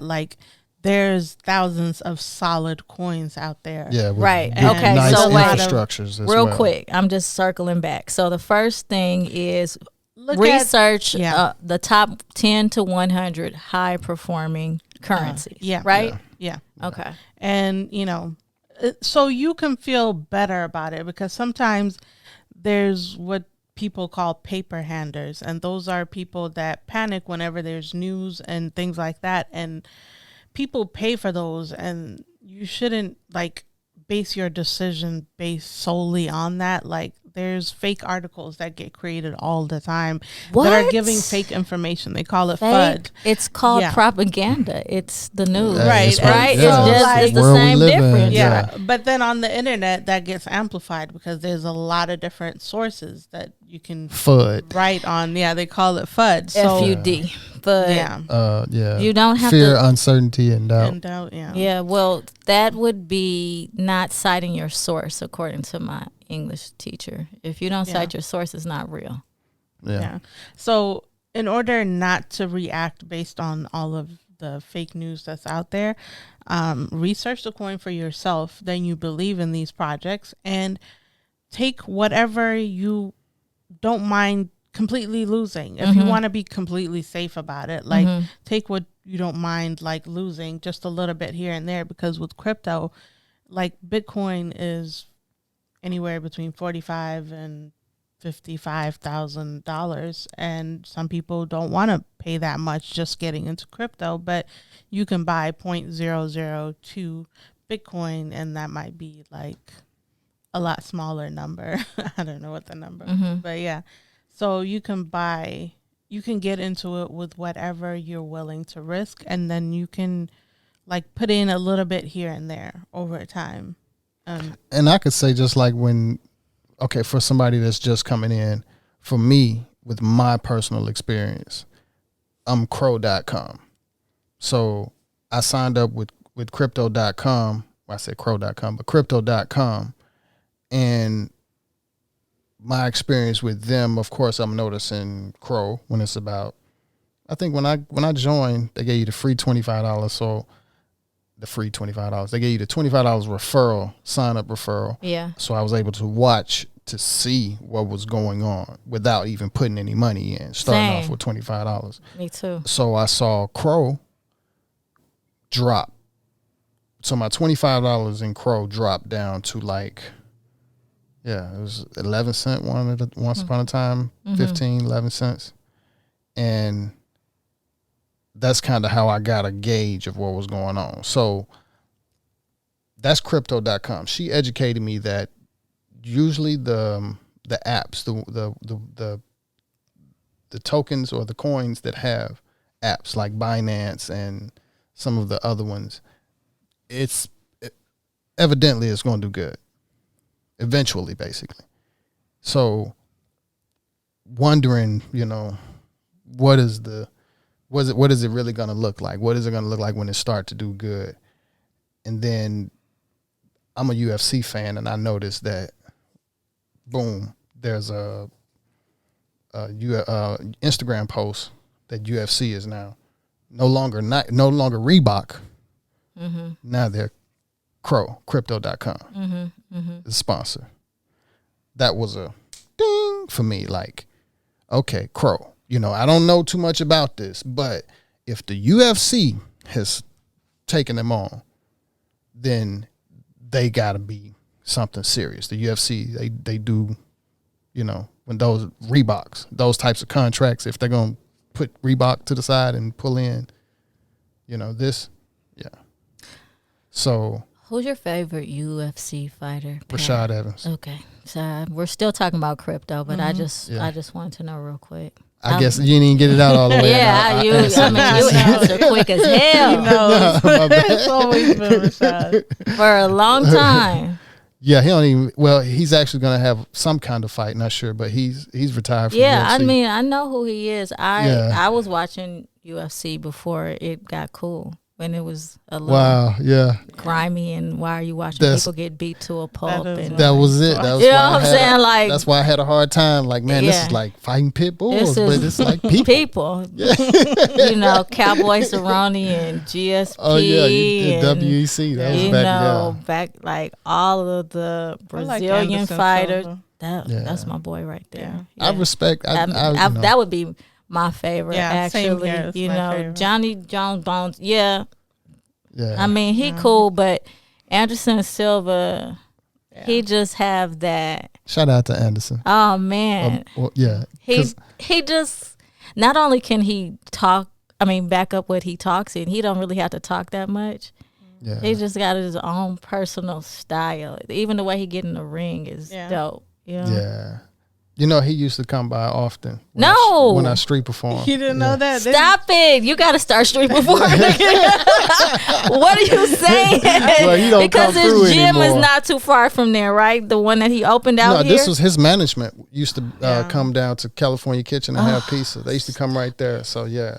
I feel He's robbed. Follow him on Instagram. I got a couple of pictures with him and stuff. It's like, it's crazy. And it was funny. It's weird because even to him, you know, I've had to say, Rashad Evans is one of my favorite fighters, but Why would you tell him that? it's just being real. You know, Well, I mean, I still that's understand the truth. him, That's but the you know, truth. Yeah. I can say Yeah. that's one of the reasons why I started watching UFC. And then it was Because even of back then, Rashad. Rashad Evans. Okay. Yeah. Mhm. And it was even this YouTube video. He's a cool guy, though. Oh, yeah, Yeah. man, amazing Super guy. Just the cool. more I learned about him. I mean, I don't know him personally, but what I do know of him and his He's story still doing a just- lot of stuff outside yeah. of the cage. Right. That's amazing. And he had this video. It was like a highlight video of him winning Tough, the Ultimate Fighter show. Right. Oh, And shit. man, So it y'all was even like watched that. Man, it was This is real the fan. highlight. Yeah. The highlight video was just crazy, and there was some music behind it. It was a whole little thing about the presentation, but just how they talked about. He just fight with so much spirit, and it's just just showing a lot of clips, and that kind of just it came on, and then the rest was after that. Knockouts left and right. Yeah, I love that. I didn't know that you all were into UFC like that. Oh, yeah. He's a diehard Yeah, fan. Well, I wouldn't say diehard because there's some real diehard. Yeah, it is. Yeah, it but is. I play the game. Basically. Okay, I probably started watching like 2007. You know what I'm saying? Yeah. So I used to watch it. It might have been around the same time. Yeah, and I mean, really watching. Before I looked at it a little bit, but as far as like, okay, it's fight night or it's about to be a tournament or a championship or whatever, and then I think when I saw the Diaz brothers, it was Cali too, because they used to always come out to Tupac, and I was like, yes, like I love this is the it. guys too, man. Yeah. It's just I got so much respect for all of the fighters because it's a complete different mind bending sport. Just what them people can do, even when playing the game. It has so much to do. Even like you could lose a certain way, and it's not like certain games, shooting games. What is it? Rainbow Six will mess with me mentally if I got to clutch anything 1-on-1 and trying to clutch. It'll I can't say mentally. It mess with your headache. You can have a headache afterwards. But UFC is a game actually that kind of gets your testicles.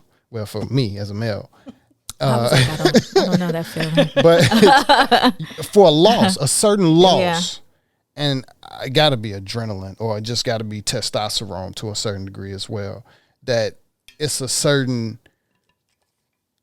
almost like the loss is damn near, is fun as the win because it's the loss sometimes that'll get you more like, all right, And it's gonna be a Fuck it, I'ma run it rematch back. behind that one too. I'm coming back. Yeah, I got I'm to coming have back. my say because this wasn't right. and that's just the video game. Right. I don't know anything about That's it. just the video. So when it comes to dealing, of course, how they say with the fight world, and testosterone has a lot to do with everything, and the whole science of it's more mental than than physical, from women and men, because of course you look at the women that fight as well, and that's a whole nother level of respect.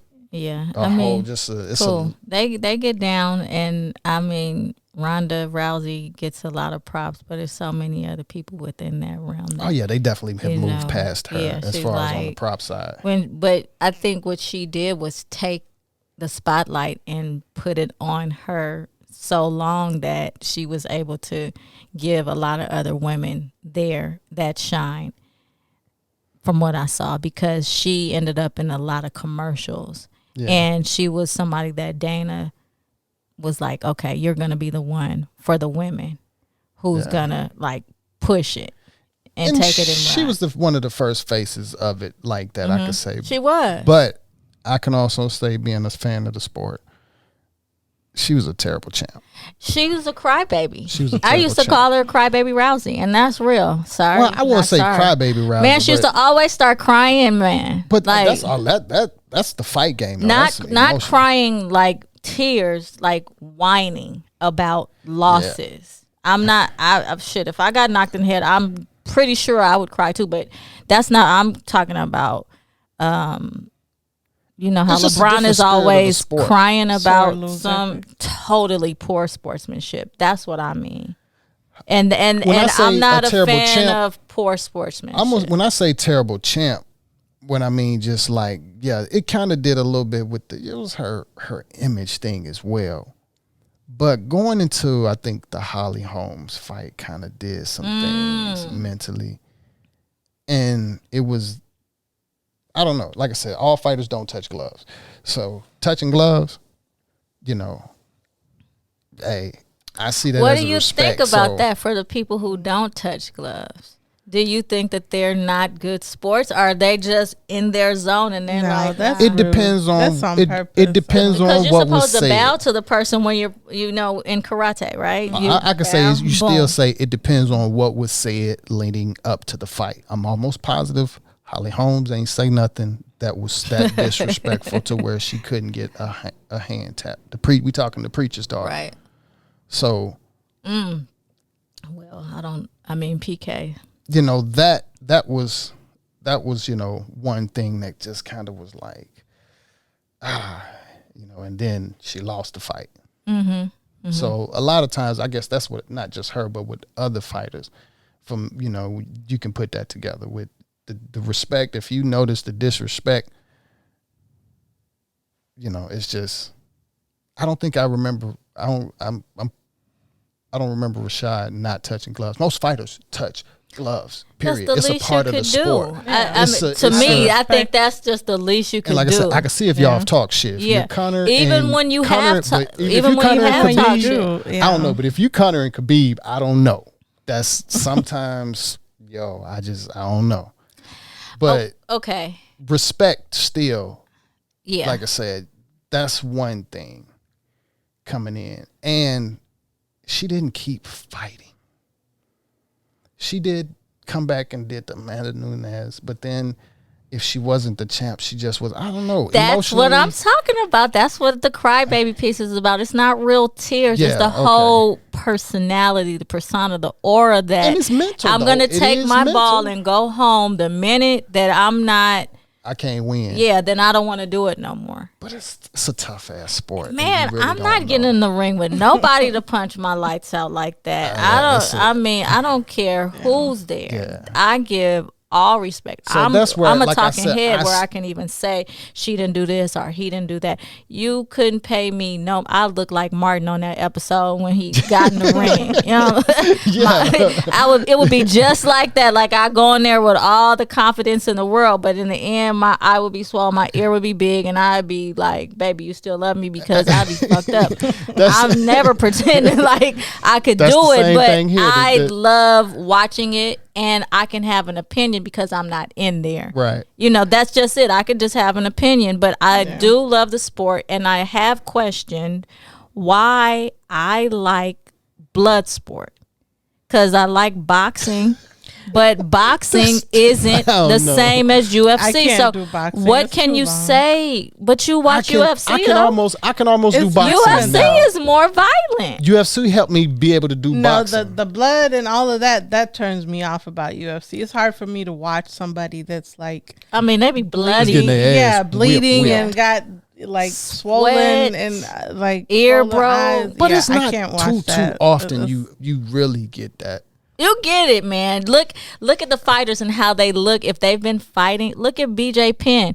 I remember Yeah. there was a fight when it was him. I strongly believe, and maybe it's not, and I'm getting him confused with somebody else. But he said, I promised my wife this would be the last fight because when I come home, Yeah. my kids are horrified. Because we just see the last, the Yeah.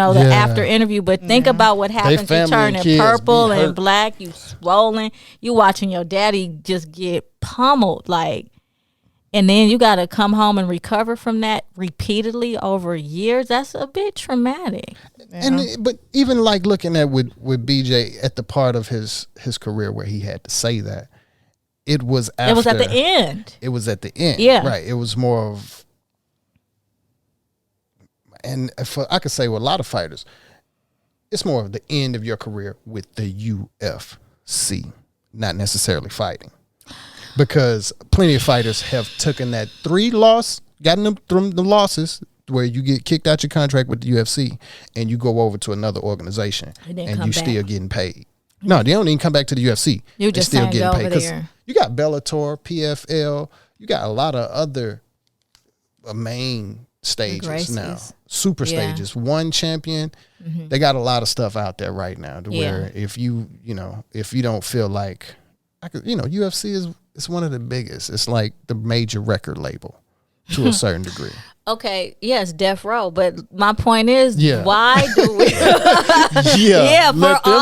about it. Let them fighters tell it. They damn sure say It's literally like and Dana row. shook. But why do we like it? This is what is it? Okay, so what is it about fighting? One of my strongest respects. Arts, like I wanted to learn some of these things, like Muay Thai and different. Same. So I guess that's that part of it. I can watch it a lot better than like boxing. Boxing is just like, it's boxing. Like UFC is a lot of different techniques. Somebody's coming in with. I was gonna say that too. Wants to wrestle. Somebody's coming in with BJ Penn last fight. He didn't get beat up. The guy rolled in on him, got him in the leg lock, and tapped him out. That was quick. That's what I love about the sport too. That was a good fight too.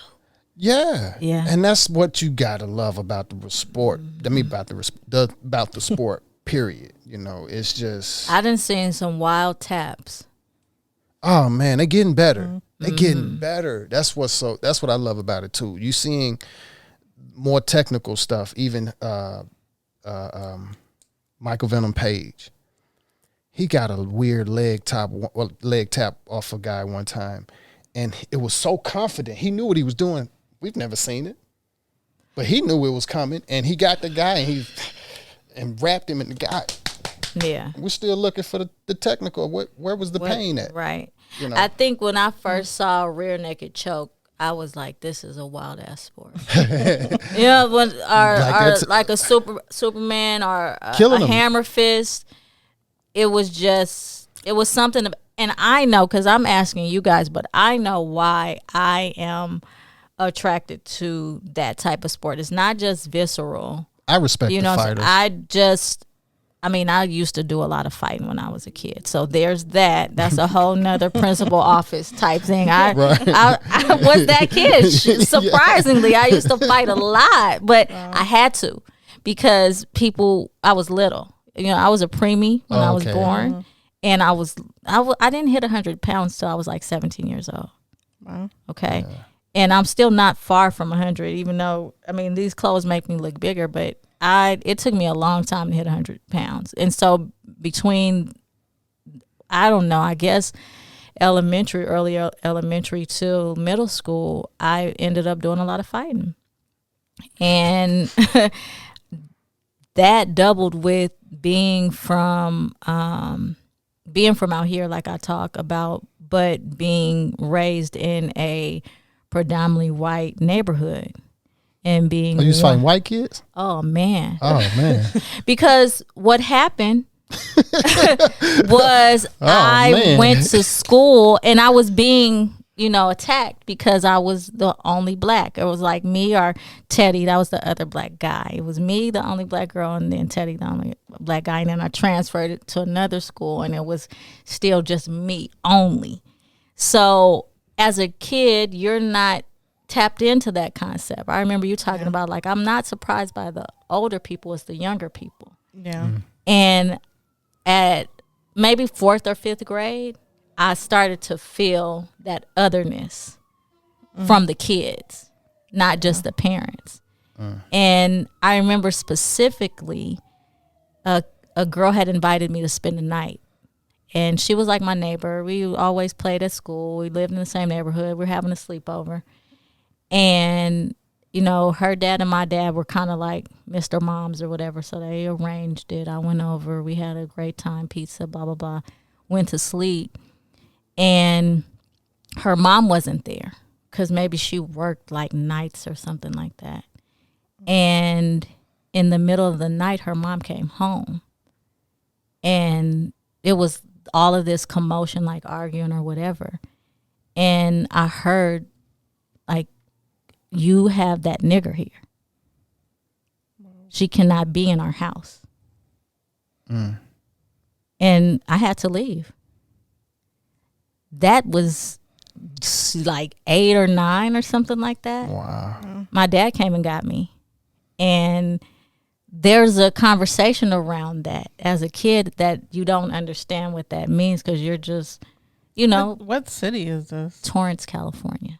Oh, wow. Yes. Okay. Wow. Yeah. I experienced way more racism in California than in the South. Me too. I be telling people that, and they get surprised. So I don't want to hold up our conversation on crypto, but to just touch on this, like, we so skated off. I know, and it's because of me with the fine. UFC and the money. But I you know, once you say UFC, it was like, dude, I just went right. Somebody else do it because no one talks about UFC. Like, I don't really have that conversation. Man. Everybody was talking about basketball and football, but Yeah. that UFC is still in me. I don't even I'm watch like, basketball gonna and go football, and watch a fight tonight. But anyway. About me fighting, and I think why there's that attraction is because I was in that environment. And one day in that same school year at Torrance Elementary, a little girl called me a nigger.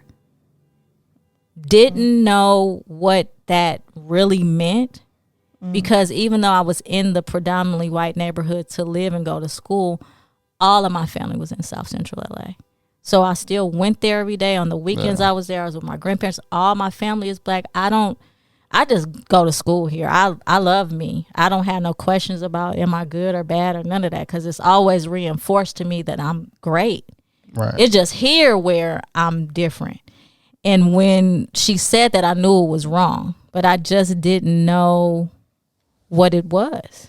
I didn't know what it was. And so when I came home from school that day, I told my dad about it. And he was like, what? She called you what? And I told him. And he was like, tell your brother to come here. And my brother is like 10 years older than me. So I went upstairs and I got him, and my dad was like, make a fist. And don't have your thumb in there. Let me see you make a fist. And he had my brother hold his hands up. And we practiced fighting that day. Like, just... And he was like, if anybody ever calls you that again, that's what you do. So the next day...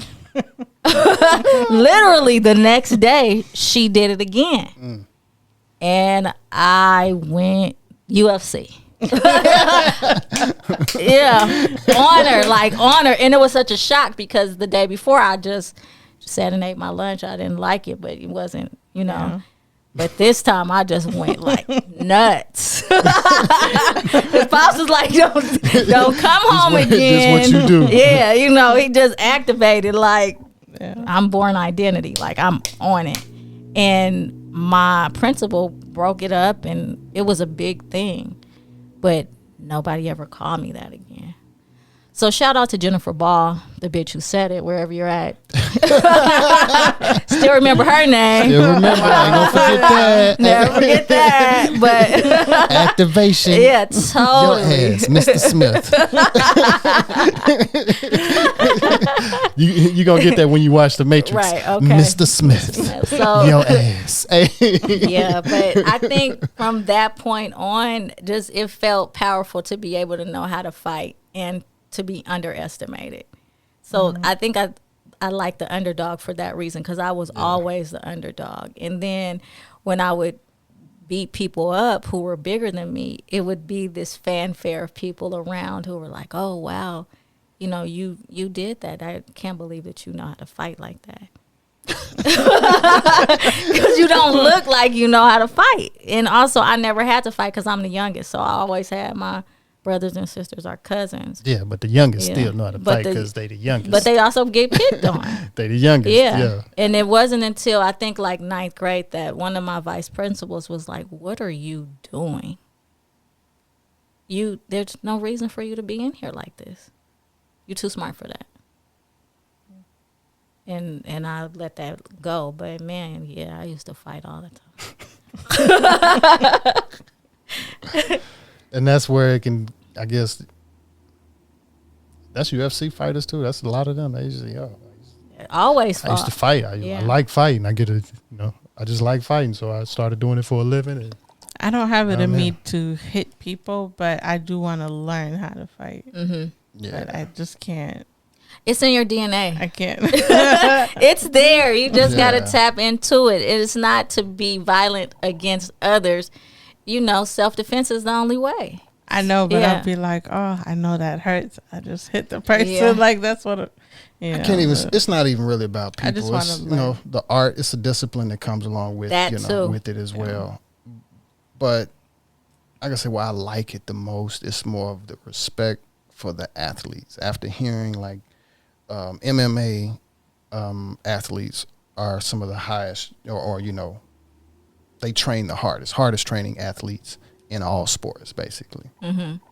And I think that was like a ding, like a snapping point to where it was like, all right, let me, look into this out of respect. Let me watch it out of respect and see if I could just get more into it. And then, it's like after that, it came the Rashad thing and rolled over a little bit more, watched some more stuff. And I was a fan. Played the game, love the game, still play the game. If y'all want to catch them hands, K Carpenter on PlayStation 4. Catch them hands any day on the game. That's funny. Yes, definitely. I've retired my gloves. I haven't had a fight since I was 16.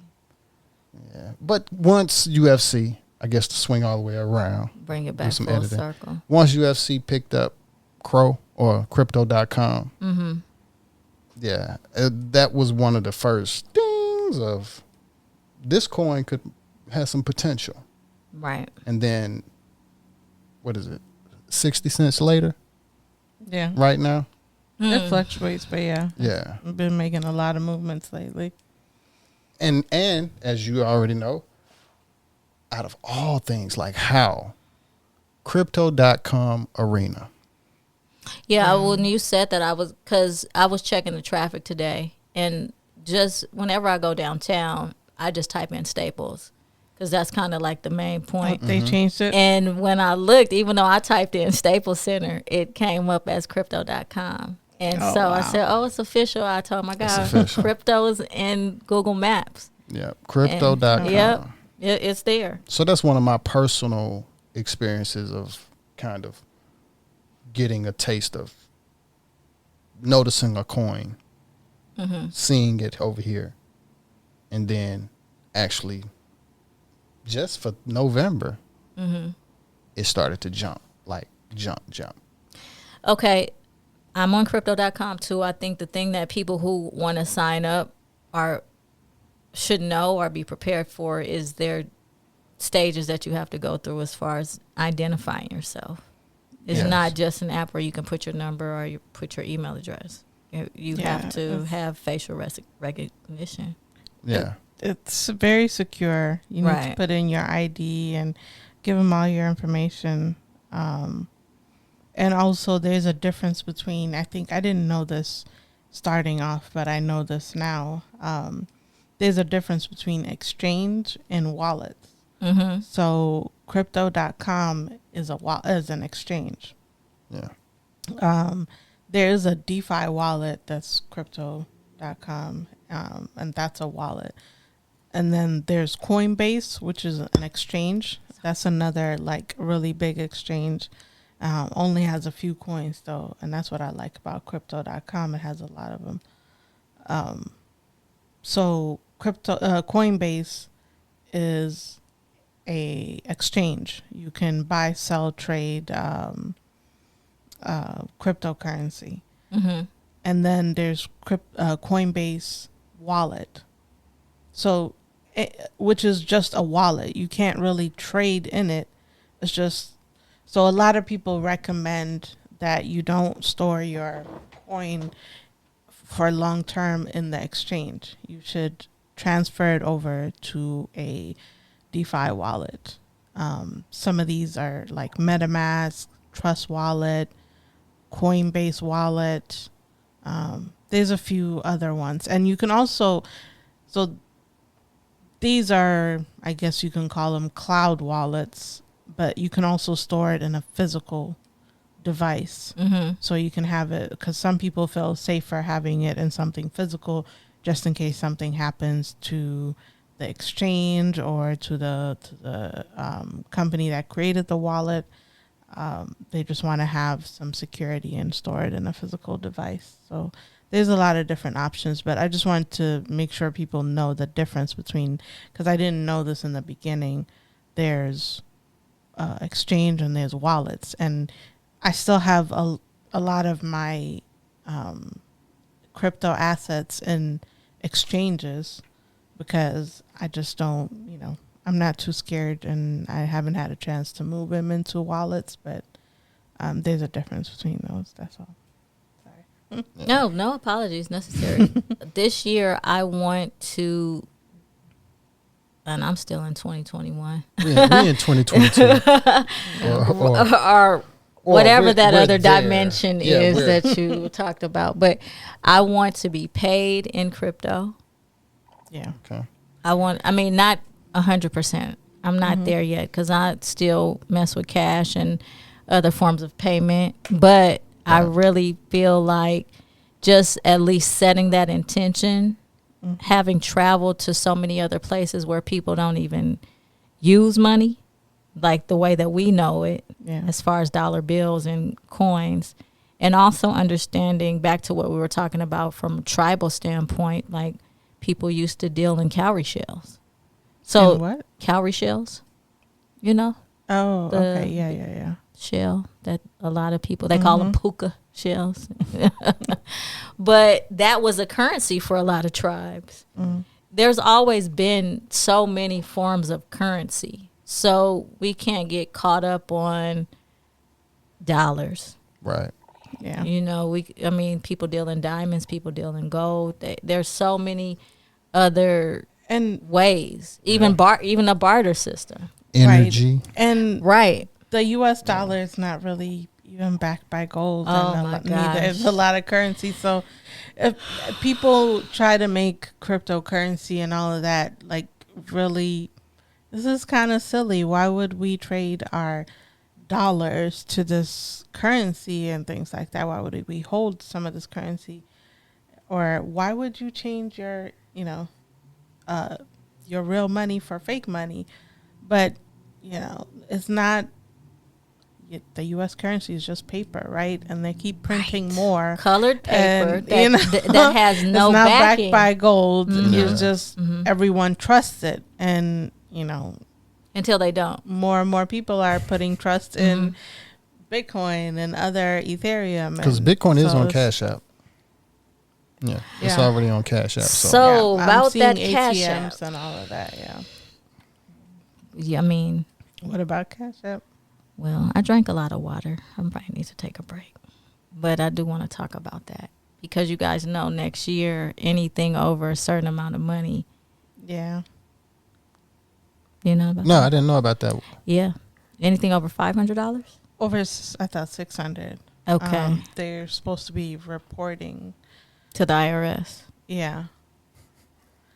And it's like, and they Got him. said it's for like, to make sure the rich are being taxed. No. And it's not for that. No, Rich don't even because use cash that's app. I think point. Elon explained it perfectly. I forgot what he said, but it was pretty funny.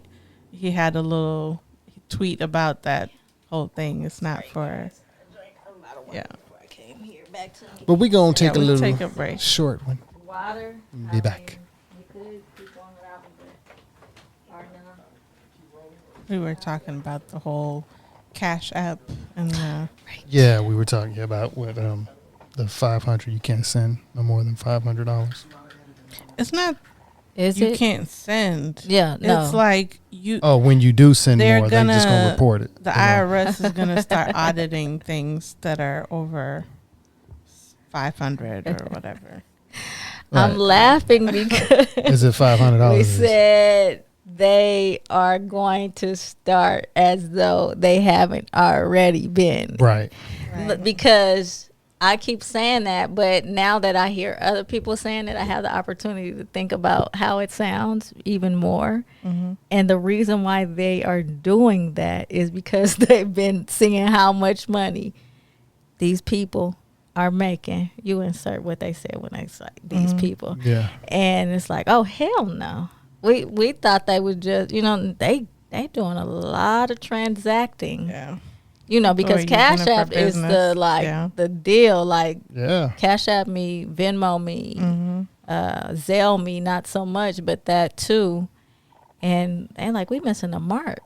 We got to get involved. So that's, once I saw a lot of small business owners reaching out to me in like September, October, even before they made that big announcement and saying, I'm not going to do it anymore, I was wondering. Because even when I did my taxes in, I think I did them in like April, my accountant said he couldn't accept Cash App. And that was a red flag because I'm like, why? You did before? But he already knew then. I think the press release for the whole deal came way in the fall or something like that. But that's what it is to be astute and have some knowledge of things. And that's why I really asked the question about crypto. And I know we can talk a little bit about NFTs and not the taco version, but just really where it's going, because I don't know that much, but I know enough. And I'm building on it, but I know some people just don't know anything. And it's like, again, back to isolation. Like, I don't know what the heck y'all talking about. I see it, I hear it, but I wouldn't even know where to begin. And we only know a little portion of what we're talking about because it's so brand new. It's new, but it's not new to everybody. Yeah. But it still kind of is because it's still new. It's gaining more exposure. Yeah. That's it, because for a minority of people, like the people who came up with certain pieces of it to even be a participant, this is the now for them. This is what they were working toward. Was notoriety and social acceptance, because when they started with it, it was just a test, a theory, an idea that they hoped they could put with the masses, and now it's a hit. Yeah. Even with NFTs, it's like, to most people, it's very new, even for me. But I heard people talking about, I got into it a few years ago. Mm-hmm. So it's just the level of exposure is growing. Just like for Bitcoin, people were talking about it being a scam like a few years ago. Still, even now, a lot of people think it's a scam. And, it's growing a lot more. You see it in ATMs now here in LA. I've seen it in ATMs and random stores. Mm-hmm. So it's just the level of exposure is just really growing. Can I draw a connection? Mm-hmm. It's there, but it's not. It might be a reach. But when we met, I had locks all the way down my back. Yeah. And people were like, why you got locks? And Kwame was starting locks right around that time. Now locks are like accepted. You got laws Especially to protect you to even be on a quote unquote professional job. You can't discriminate against people, where before certain employers wouldn't even allow you to walk in the door. I didn't know that. Yeah, I remember this show with Oprah and Cory Booker. You guys remember Cory Booker? He was the mayor of Newark, New Jersey, in maybe the 90s. Might have been the early 2000s. I don't know. Maybe early 2000s, right? Because he's in the Senate now. But he got his start as the mayor of Newark. And he was doing a cutting edge thing by having young black people in his office, you know, where, you know, you might have a picture of Biggie or Tupac, or they're using hip hop and working with Ras Baraka, who's Mary Baraka's son, to help bring policies and ideas that were more grassroots driven. And it was this big thing like, oh, it's a young black guy. He's the mayor. He's one of the first people that started that idea that young black people could be civically engaged on that level and make a difference. Mm-hmm. So Oprah had him on her show. Mm-hmm. And he was saying how dynamic it is to bring young people into this space and what they were doing. And she was commending him. And then he said, yeah, but, you know, you have to look the part. That was what he was pushing. And one of the things that he said wasn't looking the part was having natural hair and having locks. So, and I was with him all the way until that point because I had natural hair. And I was like, damn. So even in the space that's created for us by us, you still not allowed to do that. Yeah. And what Jay-Z is over a bill now, and he got wigs. He don't even have locks. He got wigs. The only people I know that were successful with wigs was Haitians in Miami. I didn't know there was Zopound, like that type of, like, you could move around with money. Okay, it's wigs. Yeah, because this how you start, you know. And it's really homage to Rastaman vibes, who was like, you don't need to pretty up locks, you grow them, and that's you're basically rebelling against the idea of being clean cut. So even having locks, even for a lot of people who are from Jamaica, that's not accepted. You're counterculture. But now, locks, afros, no haircut, beards, everything that was counterculture is accepted. And so that's when I think about what you're saying with crypto and how there's this idea of, no, it's dangerous and you'll lose your money. You can't see it. You can't touch it. You can't hug it at night and tuck you in with your dollars covering you. It's an idea. Don't do it. But now more and more people, you know, are getting paid in crypto, signing contracts with crypto. Nas is talking about I don't gangbang, but I'm a Crip because he messed with crypto. Nipsey was talking to the community about crypto before he got killed. I wonder is that a coincidence, but that's another conversation. But it is more and more accepted. Yeah. But if you go to Asia, they were already on this paying. You can't get food with cash. You need to use your phone to pay digitally. So I just think we continue to be behind. Yeah, even if you look at recently a video came up from probably the early 90s and what they thought about personal computers and people getting their news through their personal computers. You know?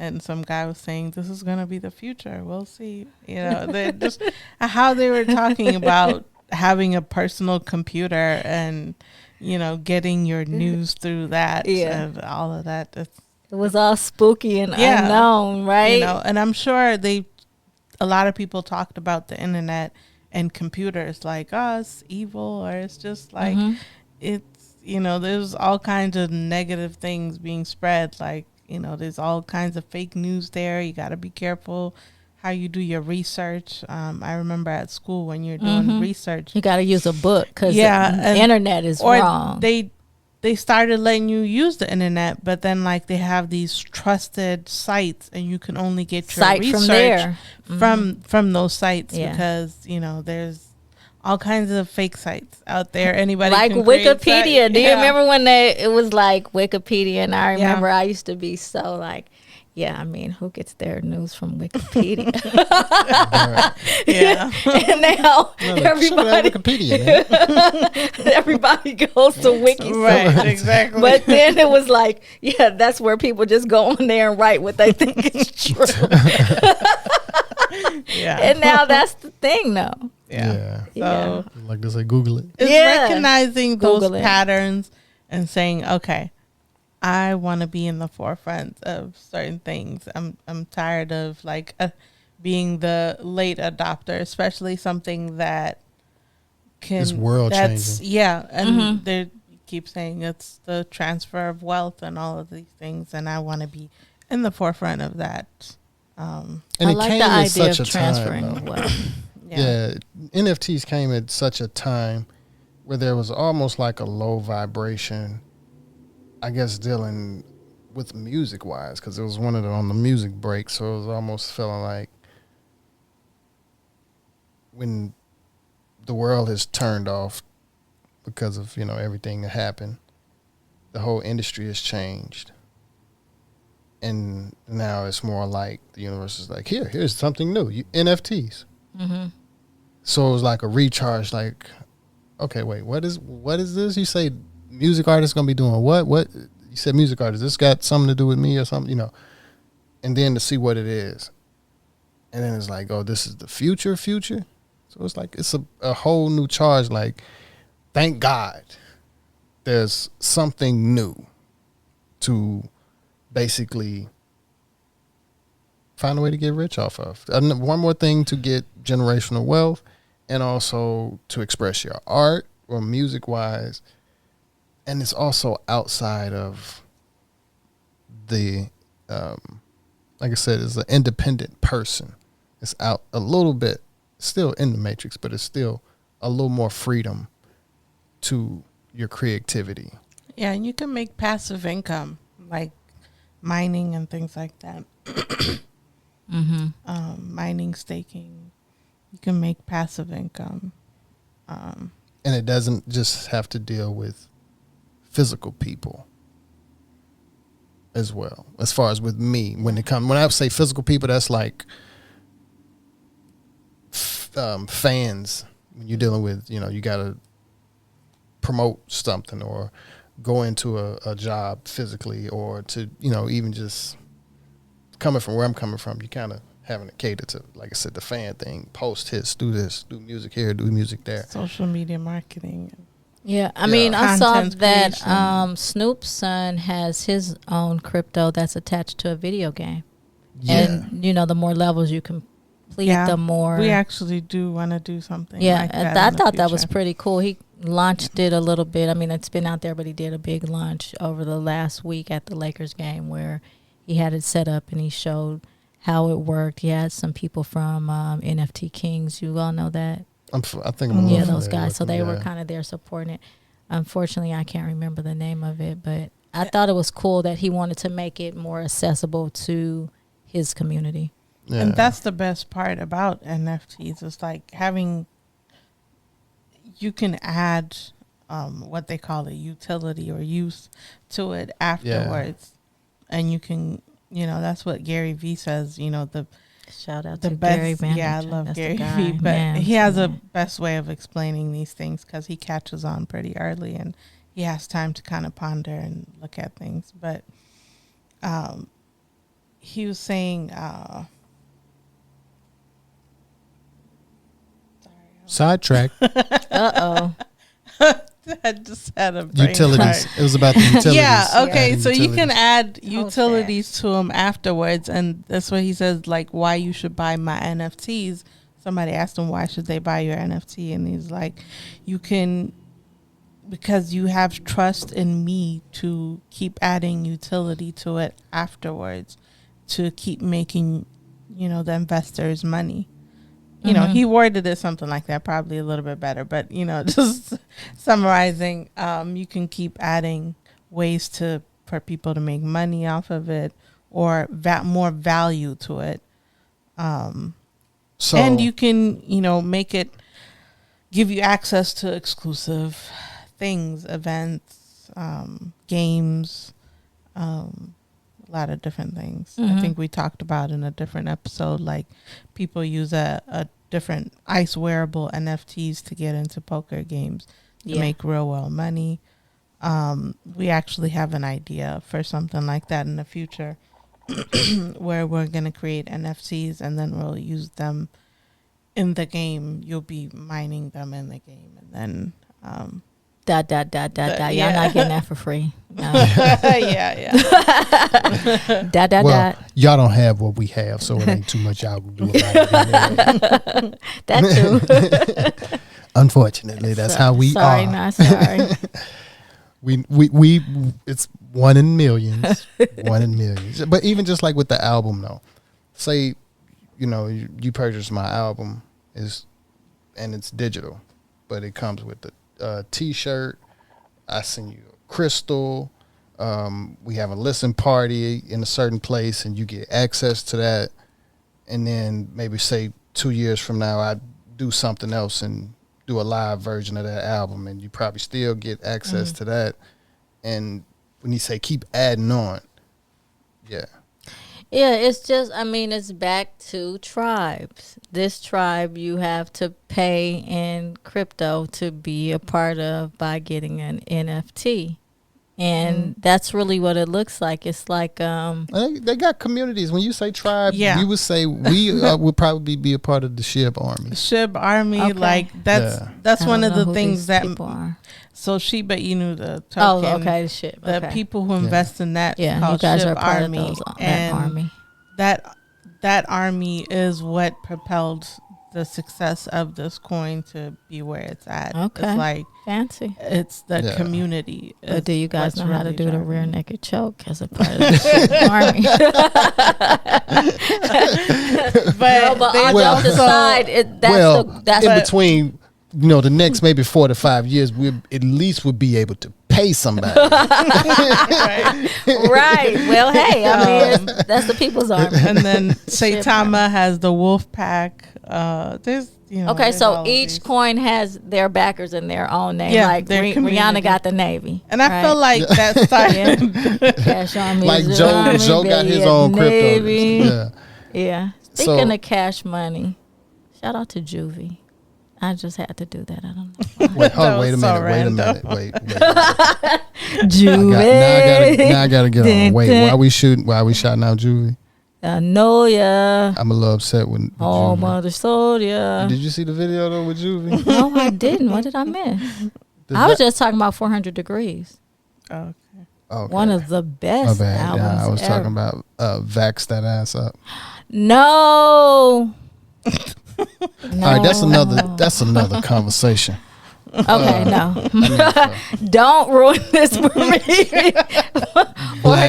Blacks that ass up. I should have said. I'm gonna have to Let's edit that never part. go there again. I'm so sad. Damn. Yes. I guess I'll go back to my And brother so Thelonious. it's you know, crypto. It took me some time. I'm grateful for my wife to put it in there.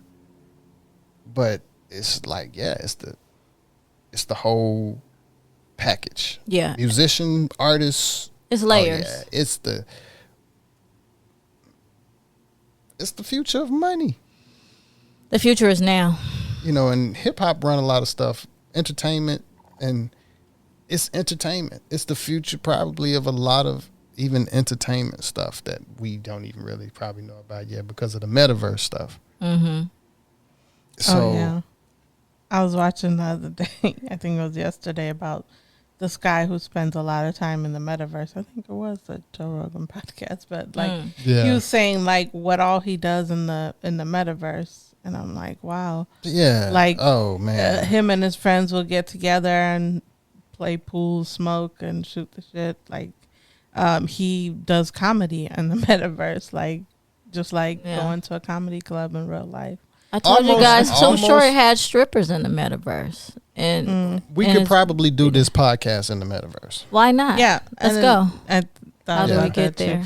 And I was gonna say that Yeah. earlier. I just recently got into this Oh yeah, the Adobe animated. Adobe like product called a character animator, and basically we can get characters designed of us, and basically this program, whenever you're talking, it's lip synced. Yeah. So, and even hand movements and everything. So it'd be more like cartoonish. you to can a certain degree. actually give it the audio of the podcast, and it will lip sync to the character, and we'll have a cartoon version of this podcast, which I think would be cool. It's super Yeah. cool, and then Yeah. it's super Sometimes- weird for somebody who prided themselves on being so private and anti-establishment to feed into so many different. You talking This about- is just levels more of- creative. This is not really. But even for her like, public speaking, I like that you said that as far as it being creative, because I completely agree. And I think that we can get ourselves into a space of stagnation by going against what we see as not even the norm, but like being a sheep. Like, oh, everybody's doing it. I don't want to do that. I'm like, I'm not on Yeah. that. And it's not that. It's really survival, because you have to evolve in Yeah. order to have any sort of not only personal, but like global revolution. There's evolution within that. And you cannot be the same person. Your society cannot be the same. I'm looking for a renaissance. When I think about it, that was a part of history that always excited me, was the Harlem Renaissance. When we decided to tap back into ourselves, all that genius, all that creativity, all that power, all that essence that nobody else has, that heavy melanin, like us, the sun people, Yeah. the musical people, like the swag, whatever you want to call it. You could take any of our like phrases, but we had that, and no one could touch our writing, our poetry, our music, our dress, our love stories, our family, our cooking, soul food, none of that. It was It just just came from a bam, you trying to hold us back? That's fine. Take this.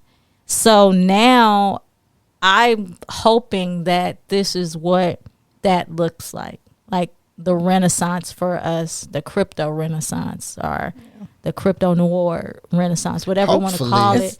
Like, let's it's- make it some. I mean, you guys out here mining rocks. What is a crystals? I was No, about no, to just- respect the crystals. excuse me. crystals. They don't really like to be called rocks. Is that right? Minerals. Right. Yeah. Okay, but It's you're mining almost the N word on them. the- Let's keep that at crystals. Okay, No, I'm that's just fair. That's I'm fair. just playing. No, but for real though, no, because they are crystals. But either way, as geologists, I go there, but that's not what everybody else is doing. Not to say that you all have ever done what everybody else is doing, but Yeah. I just like the idea that we could be headed towards something completely different. And since so much of people's everyday life revolves around money, our currency, it's a great place to start. And when you use the word creativity, it really made me think of today's principle for Kwanzaa, which is Kumba, which is about creativity. Yeah. So I tapped into that because let's be creative. I feel like both of you are super creative. Yeah. And It's definitely a creative year. that's the intention to set as well, to do something different that you haven't done before, and for it not to be intimidating to you, but exhilarating. Like, this is exciting. Like, this is the year I learned to swim. Like, we were talking about black people do swim. This is the year that I learned to swim. This is the year that I bought $50 in crypto or whatever. This is the year that I locked my hair up. I don't know. It might be the year you permed your hair. I don't know. Whatever it is, this is the year that I stopped drinking.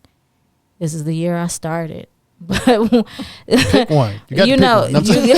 you get on a side and embrace it. This is the year that I decided, like we were talking about before we started recording, exercising more. Oh yeah, man. That's You know, we said drinking more water, like being healthy. This shirt I have on PHL, pushing healthy lifestyles. Okay, I was curious on what it, that's what that's that a was. line by Jason Washington, and his whole thing is about being in shape mentally, physically, emotionally, and Yeah. spiritually. Being balanced. Yeah, and it's a complete balance right down to aligning with his spouse, whose line is Key Fit, Keisha. And so she's Keisha Fitness, but it's Key Fit, and it's waistband training, and it's not the shit that squeezes your whole organs, you know, Yeah. but it's really encouraging you to look good and feel good. And there's a spiritual base within this whole product. PHL is a lifestyle. It's not just clothing. And that's how I want to approach 2022. Consistent self-improvement. This is the perfect place to be, because that's what we're all moving towards. Yeah. And when I think about this brand, it is about discipline. And I think that's what we need. Yeah. Man, I need Because so much of it. I'm, you know, I go back and forth. Yeah. Sometimes I'm like, wow, I'm amazed that I'm able to buckle down and do all the stuff that I do, because I really have just tunnel vision. I'm like this, and this. And then other times it's like, damn. Like you said, you had all these miles to Santa Monica, Yeah. Yeah. and then you didn't. yeah. I mean, I don't know, but when I look at Jason, who, like I was saying, created this company, he is super disciplined. He gets to the gym. He eats right. He keeps that spiritual foundation. And it's an inspiration for me, because I know I struggle with that. And we all probably fall short Yeah. of what we do. But even when I would put your shirt on, whenever you guys gave me that shirt, I don't know why, but I just felt like more improved. It was kind of like, okay, you know, first you think, then you feel. So the mind goeth, then the man follow. Yeah. And even saying that phrase over and over again, for me, as a meditation, you guys know that that's where I really dig deep and feel good, is when I'm meditating. I can say that and feel like just keep going, Yeah. you know. So that's what I want, is to improve. I feel that every day, and this has been a long time, just personal meditation, be better today than you were yesterday. Yeah. A little bit by a little bit. Yeah, I was it gonna doesn't say matter that. how much more, This year. just a little bit, then I can build on that so that the next day it's even further towards that personal renaissance. And even all of this, like I could say I didn't rebuild, and people probably sit here and look at it as like, shit, it look like y'all rebuilt at least something. But it was a little bit by a little bit. So this year I got a chance to really kind of feel and see what my little bit by little bit, you know, still get me, versus I was used to kind of start something, let's go, and go till I'm burned out, and then, you know, it don't really always go all the way. But now, even to sit here now, I feel like, okay, I didn't put this all in one picture, but the little bit by little bit, I can say I was doing the little bit by little bit to a certain discipline. And it's here. It's still folded. Yeah. So now it's more like, all right, now I need to just put that to my physical, my workout.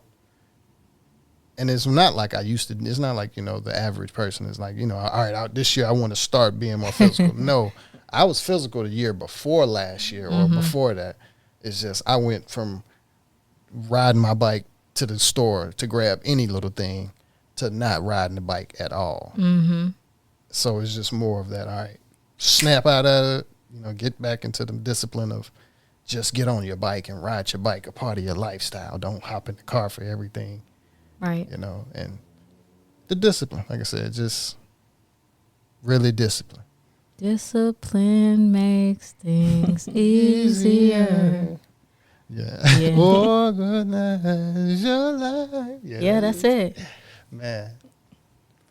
You said President's boy. meditation a couple of times, and that's something, like, a lot of people I know don't meditate, and I do. So whenever I bring it up, they have questions. So I'm curious, like, what is meditation to you? Like, Meditation is life.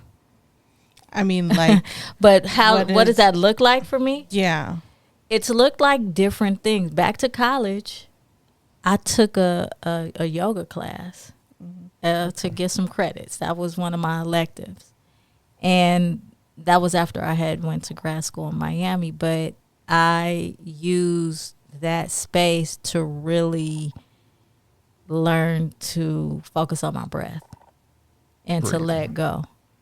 Okay. And it was so helpful because I was on this path at that time to be a therapist. And we are taught how to prescribe all these different medicines, are these different places or people you can work with to rehabilitate. But what was missing was teaching people how to breathe. And so it started with me, and I would just go out and look at the Atlantic and focus on my breath. And so the first, one of the first tools that I learned to breathe randomly was through DARE. Again, this is going to tell you how old we are. Yeah. Which I love to say how old I am. I'm blessed. I don't have, some of my friends aren't here that died young. And I can't even imagine what they would be like at this age. That's why you're saying that. Dope. You remember Smarty Pants? The elephant. I didn't, The guy with the elephant that used to come to the schools. we don't know DARE. I don't know Smarty that's Pants. right. No. But DARE was in everywhere. Louisiana. Yeah. This was Smarty Mississippi. Pants local? Yeah, he was. Okay, he was- that's what I was gonna that's say. why, Because okay. DARE, what did it stand for? Do you remember? Drug Drugs. awareness, something education. Yeah, something like I that. feel like then that can't. was a question that we probably got wrong with drug awareness, resistance, maybe resistance education. And I can't remember. it had a little theme song about keeping kids off drugs, but you went through this curriculum. This is how indoctrinated, back to propaganda and Yeah. FUD. This is how indoctrinated, or this is part of Reaganomics where they went into the school because the old girl said, just say no. So that was the part of it. And they had a police come to your school and talk to you about the dangers of drugs. And then if you did well, you got this DARE bear. You remember that? Yeah, I think I remember something. Yeah. That, but it was only one, and only one, sometimes two people, because they would choose a boy and a girl, could get the bear. I had a T-shirt. I think that's I- You, yeah, see, I if have the you DARE if you t-shirt. graduated the program, you got the T-shirt. But if you were at the top of the top, you could get the bear, the DARE bear. Okay, which was a play on Care Bear. But anyway, I wanted that damn DARE bear because I love teddy bears. And it had a police officer too? Yeah. Yeah, that's what Yeah. it was. Yeah. And so anyway, Police Jeff came in and was talking to us about all these different things. But one of the things that he talked to us about was meditation randomly. And so he taught us that when you get mad and all these things happen, you don't have to use drugs. You just stop and take a beat.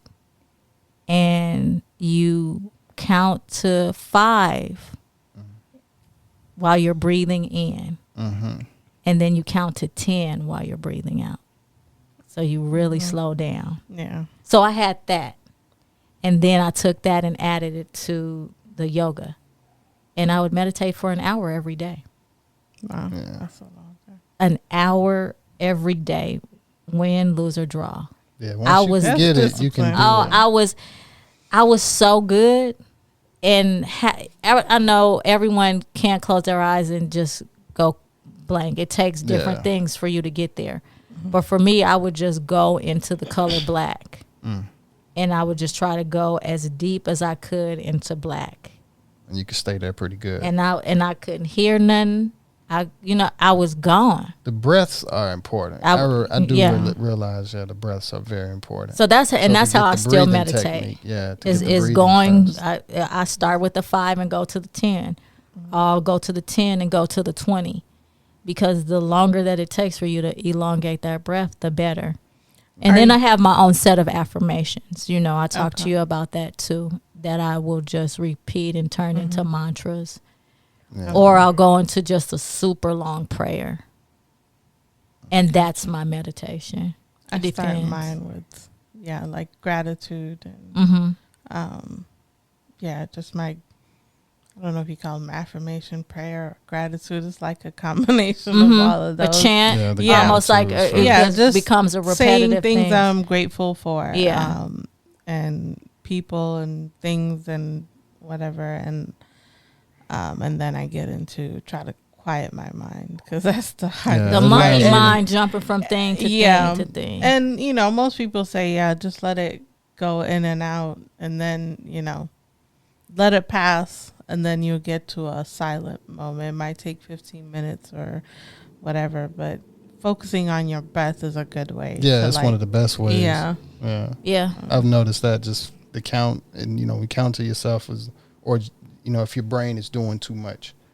Or I think Count, Abraham on Hicks your breath. says like noise, like something that has constant noise, like I don't know, a washing machine or like a AC unit or something like that, a fan. She said has that helps, or Yeah. to take your mind off of that. If To that's- focus on that is to keep your mind from thinking your regular day thoughts, right? Because like it'll be if harder you for first me. Yeah. sit there and close your eyes, your brain is going to start thinking about your normal. But see, day that's the stuff. right, and that's the And it's different like, levels though, it's- to a certain degree. Because I feel like I have gotten better as well when it comes down to that, to where I can sit down and damn near jump into my clearness Yeah, but if you're just starting without too out, much chatter. Yeah, with that. it's like you gotta learn. But I'm the most aware of that as as well, though. Even going into it, I'm aware that okay, once I go in here, my brain is going to chatter. So it's almost like the defense. I've set up the system to where I kind of know how I want to start. Just like with the gratitude, when you start off with gratitude, you're starting off with a positive vibration, and you can that'll help to keep your brain from thinking about certain, I guess, negative things first in the beginning of your meditation versus. Yeah, shut the monkey brain or monkey mind up. Yeah, And that then- just jumps from thing to thing Yeah. to thing. But also you have to let that unfold. Yeah, and that's the especially thing. as a new meditator. You can't let just it come and think like, go. oh my God, I have to be quiet. Yeah, You have to allow that. It's just like working out. You get Yeah. to a point, you just don't start doing 500 push-ups on the Right. first day. Mm-hmm. And so the breathing helps. I knew that I had gotten somewhere when I wasn't sitting looking at the Atlantic. When I was in the middle of the loudest, craziest, And you can just, most distressed moment, and I could be the same as I was in complete silence by the water. That's when I knew I had achieved. I wasn't at nirvana, right? Yeah. But I was somewhere where it was like, wow. And then I started using it everywhere. If I was getting a painful procedure, or something happened where I was in an extreme amount of pain or hurt or distress, I would just tap into that energy. And that was my superpower, was being able to calm myself in a way that I had not truly realized you could do. Because everyone can do that, but we're not taught that from the very beginning like some other people. And when you see yourself triumph over discord by just breathing, it seems like, wow, I've done something. But it's really not anything more than just breathing. Because how often do you catch yourself, I ask you guys, because this happens to me, how often do you catch yourself holding your breath? You mean while meditating? No. Or just Going through the doing day. stuff. Something happens and then it's like, wait, why am I holding my breath? Yeah. I gotta breathe. I think I've And caught you that. stressing something. Yeah, and you don't even I think I realize might it. actually do that more around people. Mm-hmm. I think last time I paid attention to that, I think I might have caught myself doing that maybe around the Thanksgiving stuff, to where it was maybe dealing with people. Yeah. And I'll just do that. Yep. Because that's like Realizing, a reminder. like, have I been holding my breath? And she asked me, what's wrong? You know, that's Yeah, that Yeah. I Usually be see the- that as a stress thing, so I'll be like, "What's wrong?" Mm-hmm. when he does that. Yeah. When I just catched it, like that, been holding my breath. Do you notice, like, is there benefits after you're done meditating besides that session? Like, do you get benefits out of meditating regularly? Like, why do you Yes. meditate every day? Peace of mind, low cortisol, to be in touch with my ancestors. I can connect. I don't see anybody. It's not like that. Mm-hmm. It's But in the nothingness, you yeah, still I feel. find that peace of mind. So grief hits different ways, but when I can go into those moments where I feel like, wow, even if it's just reflecting on something that happened and thinking about that person and meditating in the joy of that experience, it makes me happy versus going towards the sadness of them not physically being here. Mm-hmm. I can choose a memory, go into that joy, and then feel like they're still there. Y'all know what I mean? Yeah, like, I know what you have mean. you ever had an experience where someone passes away and then you go to like call them or something happens and then it's like, damn, they're not here anymore. And that is a reminder. But on the opposite, you know that they're not here anymore and you choose a memory that happened and you find this big piece of like gratitude of even ever having that person around. So it's not as sad. Yeah, I've had a dream that was so close to real life before about somebody, Mm-hmm. and yeah, I told the person in the dream, Yeah. I heard you passed. Oh, wow. Yeah, and Yeah. woke up in tears. Mm. But even after experiencing like that, I knew, yeah, it's just like any powerful meditation, you being able to tap into, whether it was astral projection or whatever. You can do it when you sleep. You can also meditate and do that same in your brain. Mm-hmm. So, and when I mean like the warmest hug, But were you asleep? I was asleep. That's what you think. Was I asleep? I got you on that. Yeah. Okay. So yeah. Waking Life. Y'all seen that movie? No. Slash cartoon. The premise on that is, were Yeah, I you really asleep, or is this right now the dream? That's a whole nother Right. conversation for next week. That's really We yeah. need to astral we projecting. That's a we whole need to nother- talk about that. Yeah. Well, Not it's a right now certain- because I it is a realize whole nother conversation. Yeah. You're It's right, a certain group of people, but man, that because it's even for sound- myself, like I Yeah. said, yeah, I could, yeah, even to this day, still, I could still say that I understand this right here where we are. Mm-hmm. But man, I've had some dreams that, you know, they random as hell. Mm-hmm. But it's like, nah, it gotta be It's something now. else. Yeah. It's yeah, now. yeah. And I know because this is a part of a broader conversation, but because of what you asked about the meditation and what both of you said as far as how you could tap in, it really made me think about the night that my grandmother passed. And it was so eerie because I had flown back from the UK and I had the opportunity to drive. I flew into Jackson to drive that night. But it was so late, I was tired and I was going to get some rest, connect with my friend, whoever picked me up from the airport, and go in the morning. Because I couldn't go to the hospital at night anyway. And so that night,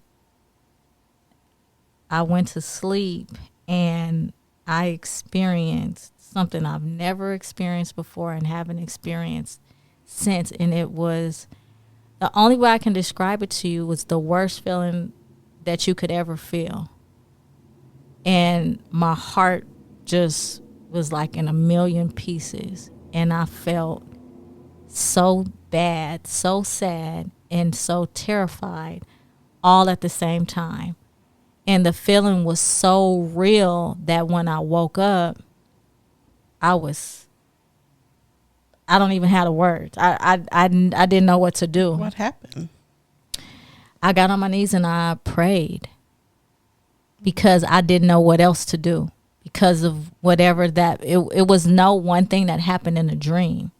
Okay, It was a feeling. Mm-hmm. That's all I could remember from whatever I experienced there in that realm. It was a feeling. I didn't have any visuals to go with it. I just woke up and I felt sad, terrified, and I didn't know, scared, like what happened. So I prayed, and I traveled with candles and crystals. Yeah, so I lit a white candle and I went to sleep.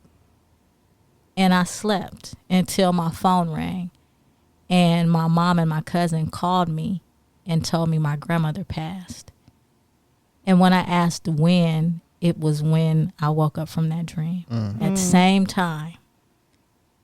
And that was such a wild connection, because I really feel that whatever I was feeling was the moment when she left. That happened for me then. It wasn't I've never felt anything like that. And I haven't since.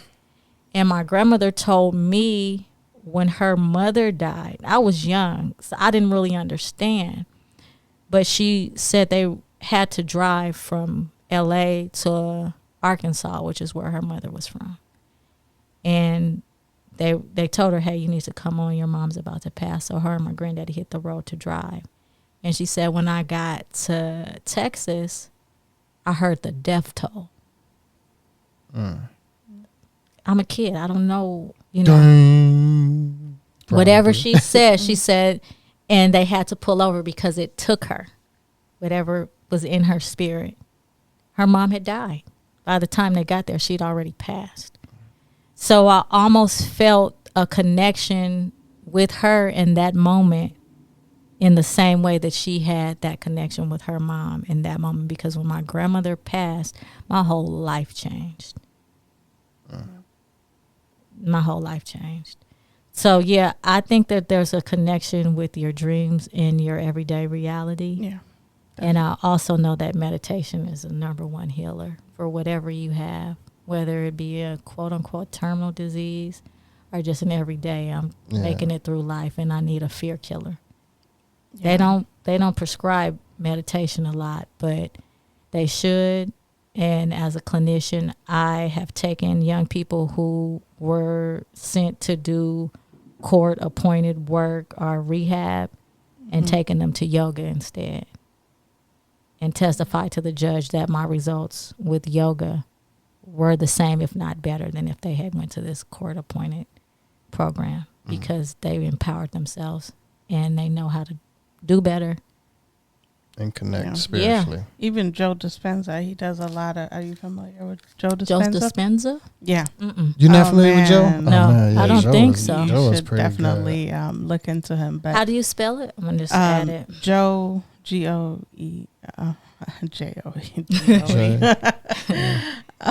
Dispenza. Yeah.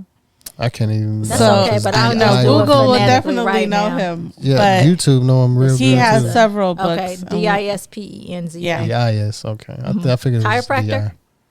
No, he used to be, I believe, a neurologist. This says Dr. Joe Dispenza is an Yeah. international lecturer, research, chiropractor, corporate Probably is a consultant, chiropractor. educator. I think this is him. That's him. White man? Yeah, that's him. White man. I thought he was a neurologist. Yeah, Before I thought he was a physicist. No. He was never a physicist. They Hold said, on. no, no, I'm but just saying. again, this is drjoedispenza.com. This is not from Wikipedia, people. So basically, yeah, but I'm pretty sure that's a common name. But basically, he was a neurologist. Okay, and there's another Dr. Joe. He got into an accident, and it was a biking accident, and he shattered all like his spine was shattered into pieces. They told him he'll never walk again. It's like it was looking really bad, blah, blah, blah. He didn't really believe it. He didn't want any kind of procedures that they were recommending. Like, I think some kind of attaching his spine through metal or some crazy procedure. He was like, no, I don't want any of it. And he went home and he healed himself. And ever since then, with his mind, he healed himself with his mind, and he'll tell you about it he has several books. We have a couple of them. And he basically, since then, he does a lot of lecturing and speaking out, and he does a lot of research on meditation and how, like, it's growing, like, your telomere glands. I forget where.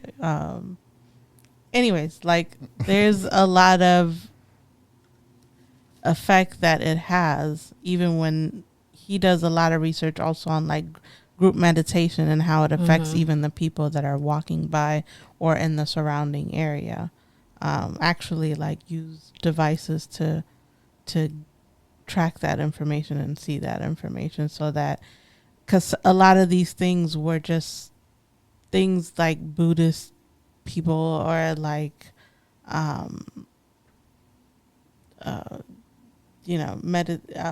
spiritual people, monks, and different people in that avenue that were talking about it. But, you know, he's actually getting, like, proof of the effects of all of these things in your life. Okay. But yeah, he's an interesting person. I saved him. Big Sean follows him. Yeah. So we have been here for a while. Right. We're going into 2025. Yeah. But we are going to chop it up a little bit when we present it. And this has been just the beginning. We warming up for 2022, y'all. We finna let y'all have and it. Mercedes going to be a regular part of our show. That's I'm why in. he said I'm co-host tapped in. earlier. Thank you so much. I We enjoyed grateful this. to have you. Yeah. Maybe not. I won't be drinking beer at the next podcast. We might be. Ain't no telling. We used to do margarita. Margaritas. Right. I mean, this is just one of my favorite beers. So Yeah. it's a black man on the label. What can I say? Hey, gotta take that. I love black men. This is like my body just we talk about that in the show. My body has cut off alcohol on the way back from Mississippi for some reason. So It's smart. It's a smart I don't thing. know. It's like my body did it. Yeah, it made an executive decision you weren't able to make. I swear it did. Because I think about alcohol and you get that I just got drunk yesterday feeling in your stomach. And it's like I haven't even had that experience. But for some reason it's like that's what's good. there. It's like I want to think about some margaritas and it's not the same feeling. No. Drink water. Beer and alcohol are Say terrible. some shrooms and be like, But yeah, drink we water. can do some. Yeah. Maybe. Yeah, we don't could even do some drink soda No. or anything like that. Yeah, let's just all drink water. Do as I say, not as I do. Yeah. But thank everybody for listening. Yeah, well, like I said, we definitely going to cut this up, so this might not even be a formal closeout, but you can definitely check us out on AmericanGypsy.com, American Gypsy Podcast, and YouTube channel, American Gypsy. You can find all of the information on AmericanGypsy.com. It'll take you gypc to the YouTube. It'll give you links to the online store where you can find consistent self-improvement T-shirts and pillowcases, different things, hoodies.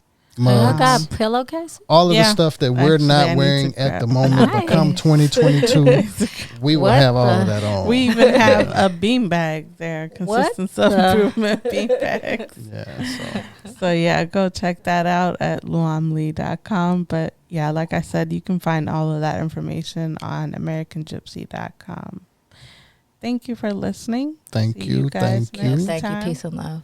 And see you. Happy New Year to everyone. Be safe and stay physical. That's right.